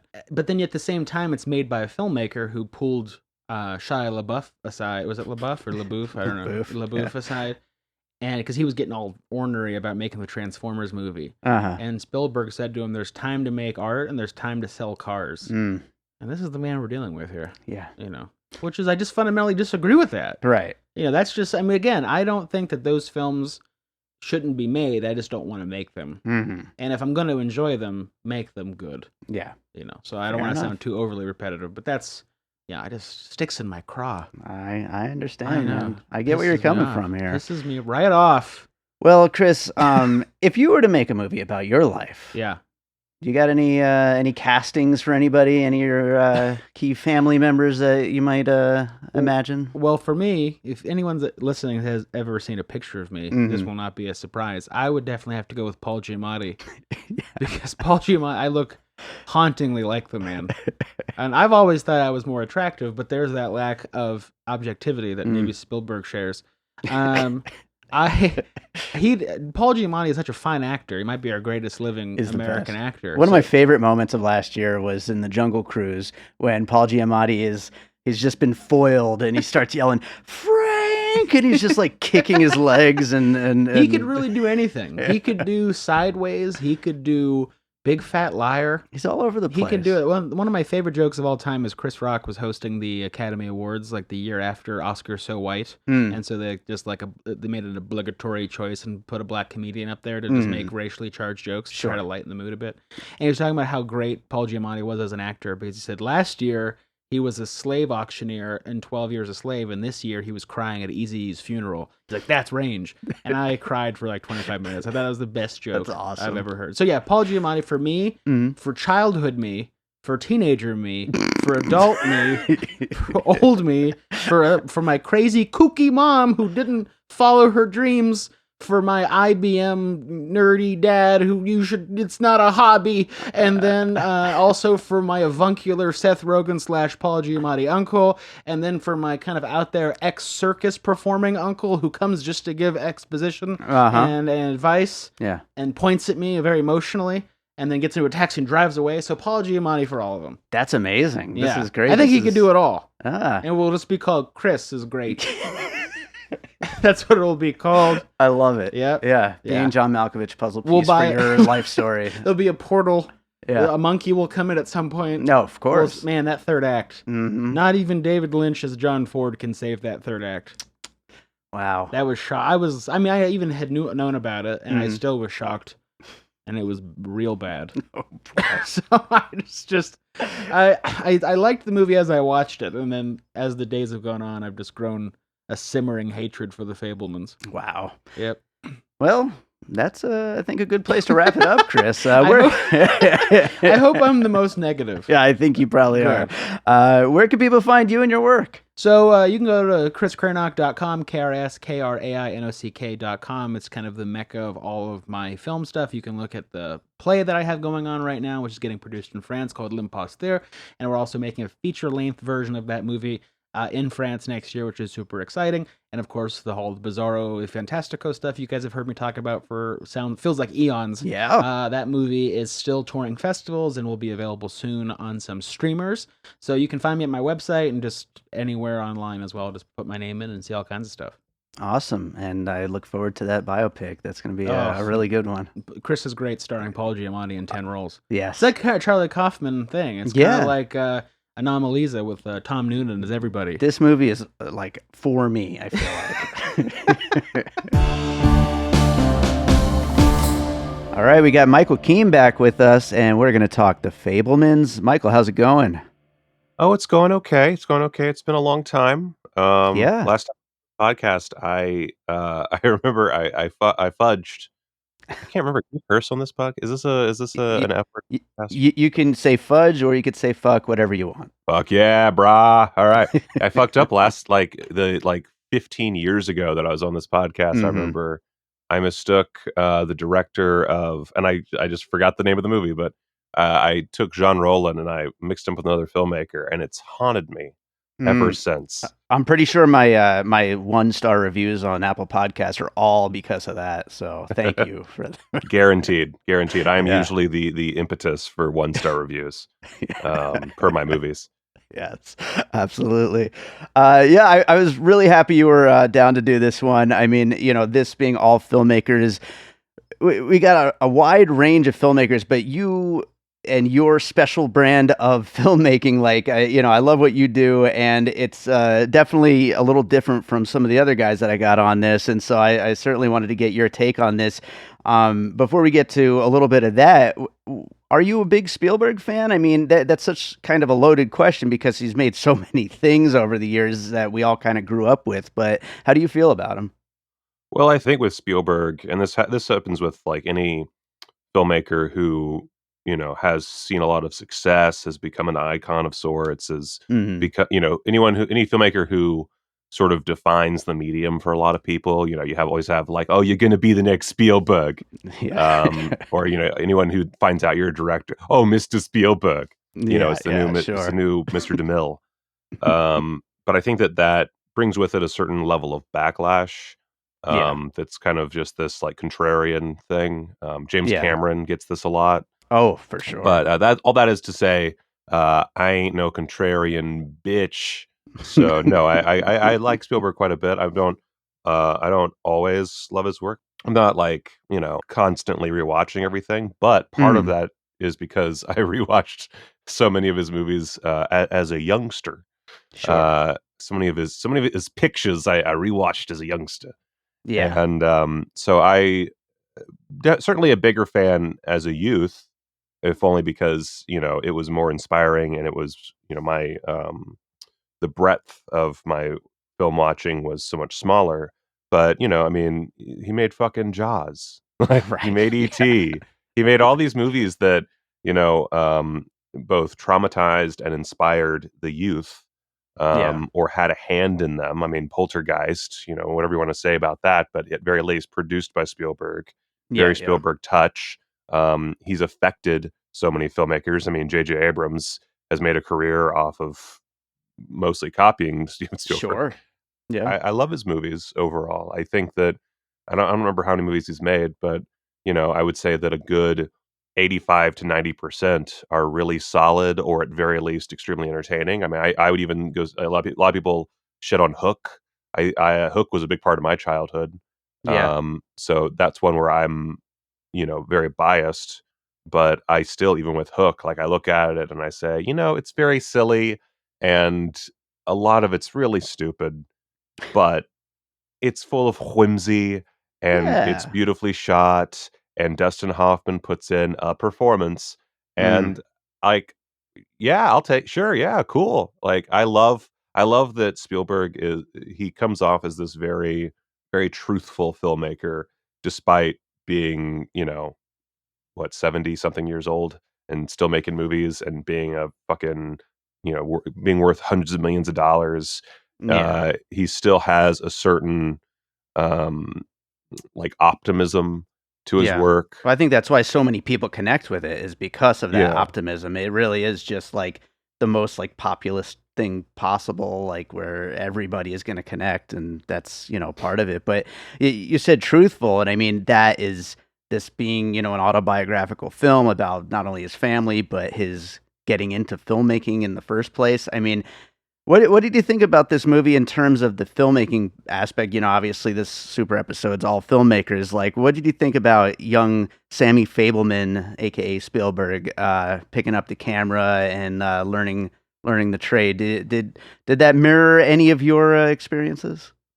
Well, I didn't touch film until I was in college. So, well, motion picture film. Obviously, I'm old enough to have grown up taking pictures on film, but Sure. so I didn't really get like the full, quintessential, through a beautiful filter, blue and orange childhood of experimenting with 8mm and what have you. Sadly, and most of I think the disconnect with a film like a story like this and someone my age is because I grew up with Spielberg and because I grew up, after that, the new wave and the what was the word used for Spielberg and his friends For like that they had generation like of their American own they had their own like filmmakers. version of the Rat Pack. Right.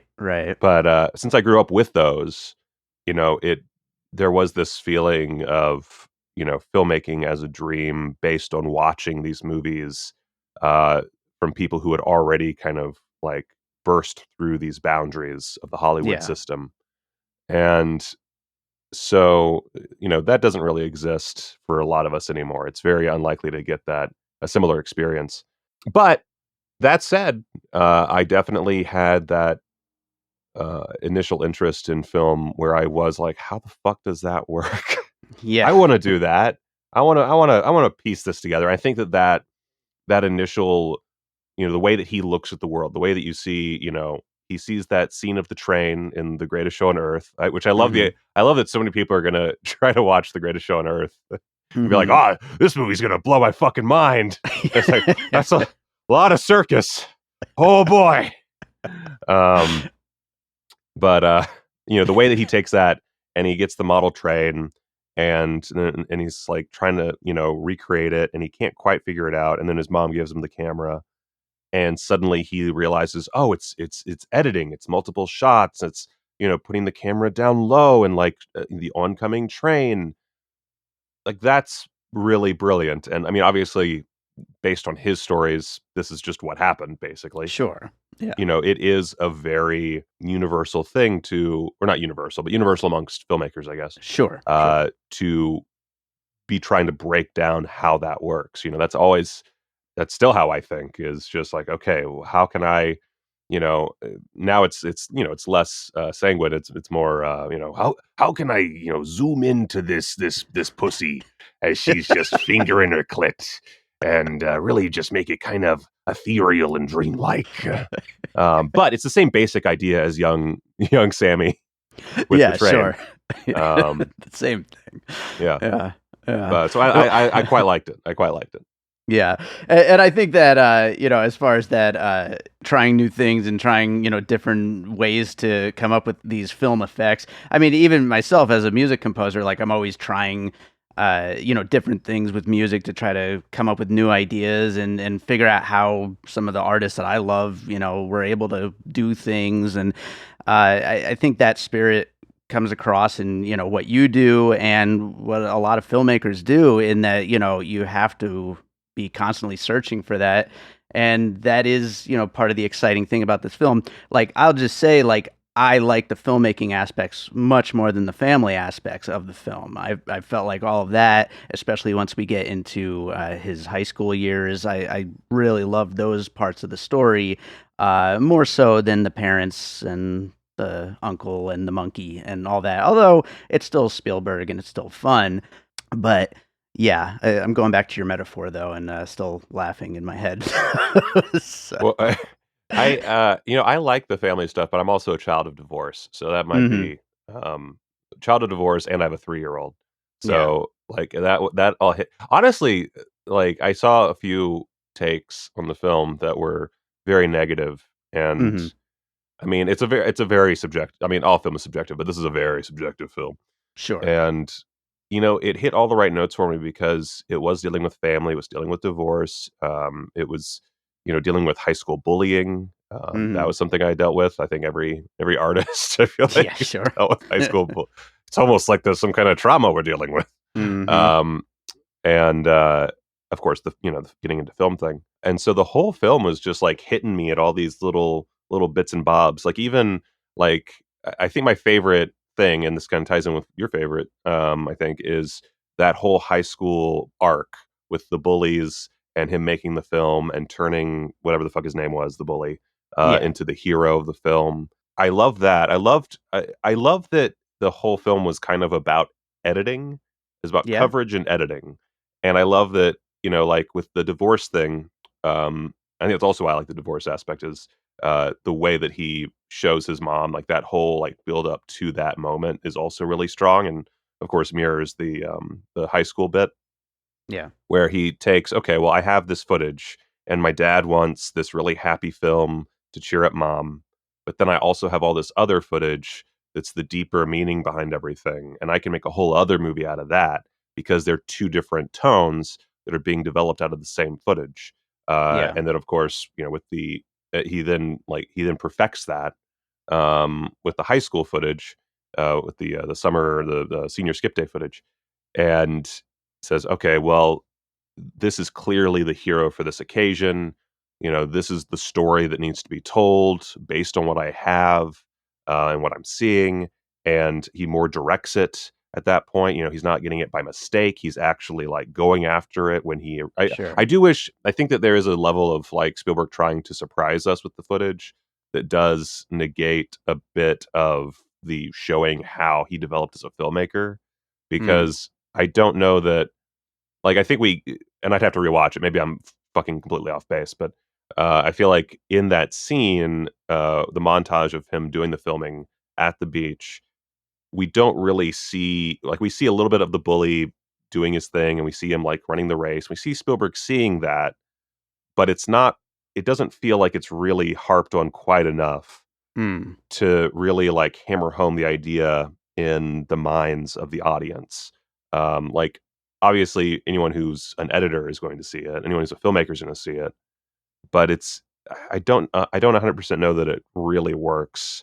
That people are picking up on it, like Yeah, like a general audience perspective. right. To like, obviously, and it, the emotional crescendo when it happens is enough to make up for that. I don't think it's really a negative for the Right. film, but it's one of those things that, like, I like when he's in the on the camping trip, it's more obvious, it's more apparent that there is something else going on, and then Yeah. he picks it apart, and we're kind of ahead of him. Like when he has that realization, Sure. and it's treated like this big, I think most of us were like, well, yeah, they're not fucking, they're I don't know, grinding on each other or whatever, Yeah. in the back of the woods. Whereas with the high school stuff, it's more, well, I want to surprise you. And I think that surprise maybe, you know, handicaps the build up a little bit, but it's not a big. It's just one of those things that stuck out. But Mhm. and overall, I don't really have any actual complaints with the movie other than I don't really like the blue and gold look of modern Spielberg. Yeah, Um, he has kinda settled into a look these last yeah, couple of films. I prefer things to look a little bit more natural. Mhm.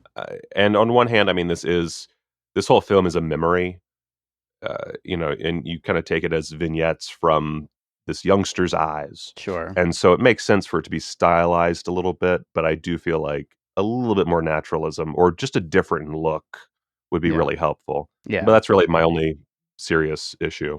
I could see that. Let's get into some puzzle pieces here. What do you have as far as puzzle pieces? Anything that came to mind with this one? Well, I mean, obviously, the greatest show on earth. I'm sure someone brought that up already, because it's right there in the fucking text. Yeah, well, it is. Which I do. I'm assuming that's the. Do you know if that's what Spielberg actually saw as a kid? That I has he ever brought that don't. up? I don't, and I know that one of the guests on this episode, David Michor, got to see a screening with Spielberg there, who was answering questions. I'm gonna have to ask him if maybe he brought that up at that screening. Yeah, I'd be very curious because that's a very specific thing. Because I mean, like, it's called the greatest show on earth, Hmm. like, which is one of the best aspects of that movie. Yeah. I don't mean to shit on Cecil B. DeMille, but ugh. But yeah, I don't know if that's true or not, but it's a very smart thing to do because obviously you have the train, great idea, great way of explaining editing in a very short way. Like honestly, this should be taught in film school. It not Yeah. for its quality, which is pretty great, but just the way that Spielberg acts as a teacher is so good.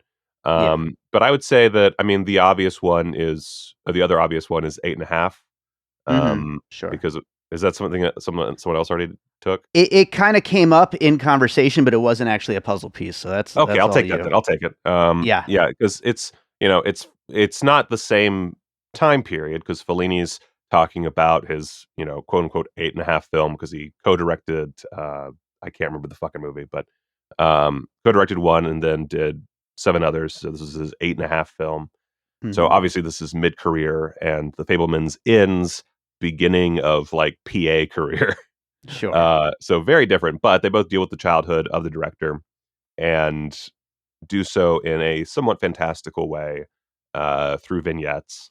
So I would say 8.5, which is a bit of a stock answer, but honestly, I was kind of stoned watching The Fabelmans, so I didn't really Yeah. think about this at all. I Yeah. also think Sure. that it's so indebted to Spielberg's career. I Yeah. think E.T. is a really great puzzle piece that I'm sure has already been brought up. Uh, Yeah, I mean, there's so much within his career that keeps coming up in these conversations. It's like clearly this is, inspired by everything that he's been exploring through his career at various aspects. yeah, I guess maybe let's just so you have like a Gonzo weirdo puzzle piece in there. Hmm. I'm gonna say Furious 7 because Well, how does this one connect? it's about family. There you go. Done. Perfect. I love it. That's great. That's great. I already don't think in like the way that you think with puzzle Mhm. pieces, but this Yeah. one was especially like, well, it's Spielberg. Right. Exactly. Yeah. Yeah. I Yeah. can't figure out how to fit Sullivan's fucking travels into this fucking. I don't know. That will work. Absolutely works. Well, I'm finishing up all these conversations asking my guests, as filmmakers, if you were to make a movie based on your own life, do you have any like castings in mind that would work for any key family members? Well, I thought about this a bit. The first one that came to mind was actually my father because I didn't actually I met my father here and there when I was like really little. So I Hmm. have like vague recollections, which could easily be de-aged these days with our technology. Sure. So to play my father when I finally meet and have a conversation with him as an adult in Florida, which my dad is a very Florida man, Mm. Billy Bob Thornton. I Oh, think he's a little nice. shorter than my dad, but my dad's like 6'5" or something ridiculous.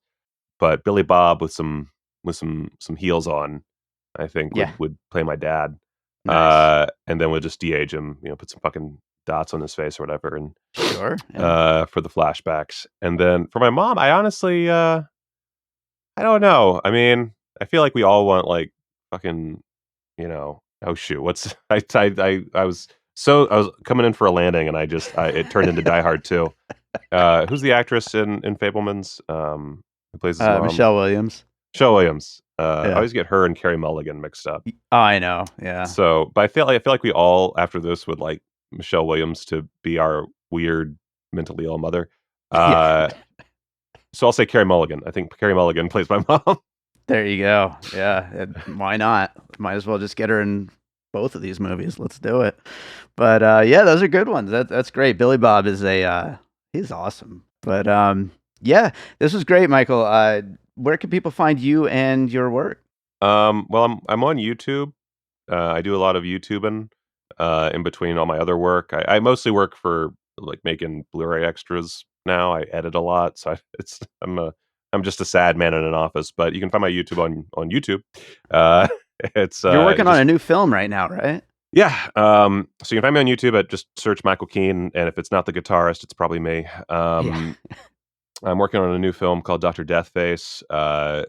The trailer for that, I don't know if I put that on the Manatee. My company is called Manatee Party. We have a YouTube channel for that. I actually don't know if I put the trailer on that channel. It'll get there eventually. Either which way, if you look up Dr. Deathface trailer, you can find it. But we're almost done with that. It's like any movie that I make, it's been fucking chaos, and I just want to blow my brains out. But got that coming out. I have 2 previous movies, Fatal Future and The Head. The Head is on Tubi and Troma Now, like Plex, if you use Plex. And then the Fatal Future is literally on my YouTube channel because no one fucking wants to put that out. Someone might, I don't fucking know. I just didn't care enough, so I put it on my YouTube channel. Throw it on the box set eventually. That's my movies. Got more coming along. We're building up a catalog of smut and bullshit. Which it's not Steven Spielberg, but I will always in some way be influenced by him, even if it's just taking the opening of Saving Private Ryan and applying it to a fuck scene. Somewhere in there he'll show up, I'm sure, and there will be those puzzle pieces in my own work. Love it.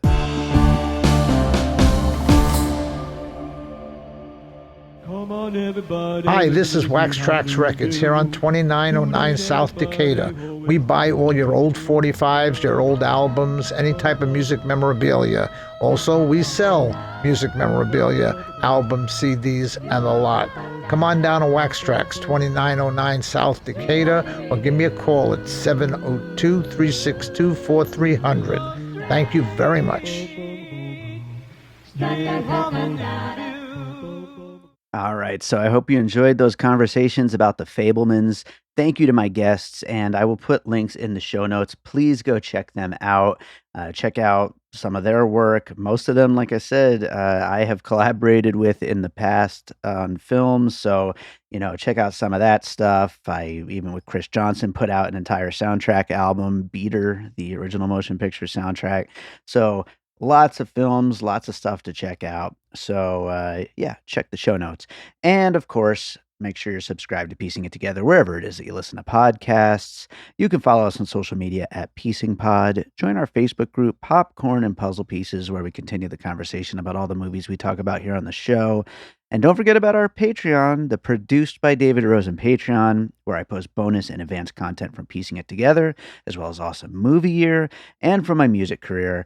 And speaking of my music career, remember, if you made it this far into the episode on December 2nd, the day that I put it out, it is Bandcamp Friday, and my new album, More Content, just went up for pre-order. So today is the best possible day to pre-order it. But of course, if you pre-order it tomorrow or next week, I'd appreciate that too. If you buy it down the road, that's awesome too. If you just stream it on Spotify when it comes out on December 30th, I appreciate that too. So thank you for being out there and for listening. Let's close the episode with a piece of my music, as we always do. And, whenever things get very Jewy on this podcast, I do like to dip into my old Jewish comedy rap group, Fakakta. I don't play this stuff very often, but, it fits when we're talking about such Jewish topics. So this is a song called The 10 Commandments from our album Loxstarz.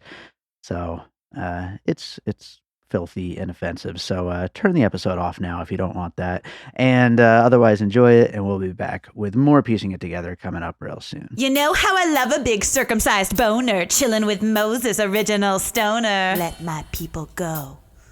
Let my people go. Let my people go, motherfucker. Let my people go!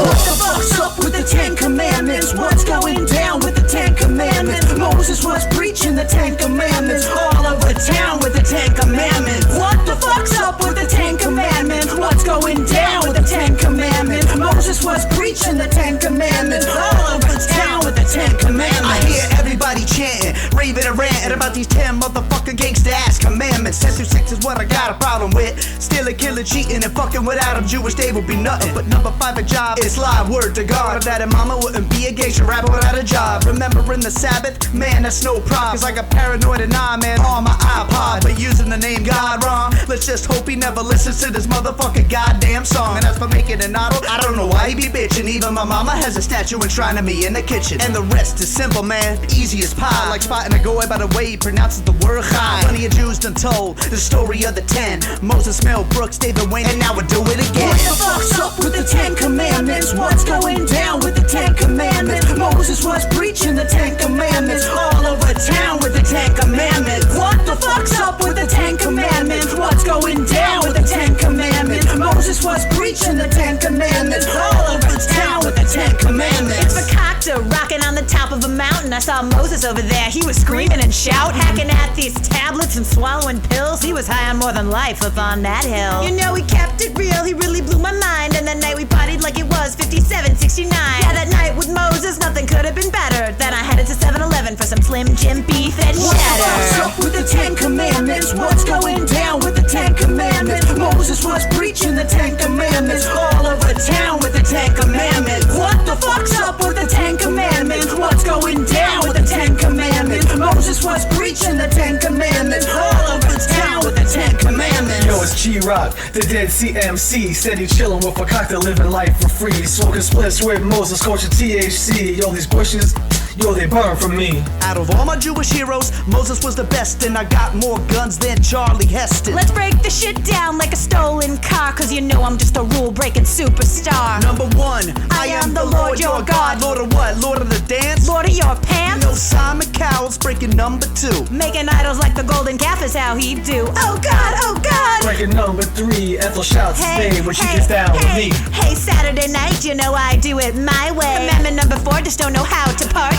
Father and mother, I'm down with that. Sonny, your rich gave me the money to record this track. Jewish Dave over here's breaking number 6, killing suckers with his rhymes and his big black dick. Yo, it's G-Rock, I'm breaking number 7. Yeah, you give all those housewives a slice of heaven. MC Ethel's been breaking number 8 for a while, because you know she'll steal your heart and then she'll throw it in the Nile. Thou shalt not bear false witness against thy neighbor. What the fuck is this? 10th commandment don't mean much to my life. The neighbor's in foreclosure and divorcing his wife. We're not sending plagues apart in the Red Sea. We just trying to be the best kites we can be. Kite. There you have it, that was the Big 10. I hope you listen closely, cause we're not gonna do it again. What the fuck's up with the 10 Commandments? What's going down with the 10 Commandments? Moses was preaching the 10 Commandments all over town with the 10 Commandments. What the fuck's up with the 10 Commandments? What's going down with the 10 Commandments? Moses was preaching the 10 Commandments all over town with the 10 Commandments. What the fuck's up? What's going down?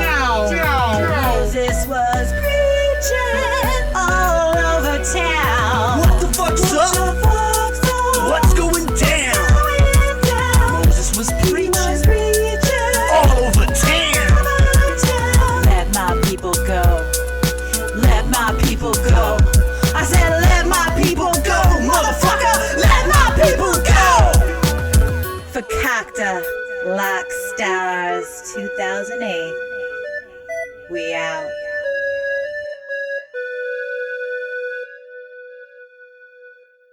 Mazel tov! An All Points West production, produced by David Rosen in Las Vegas.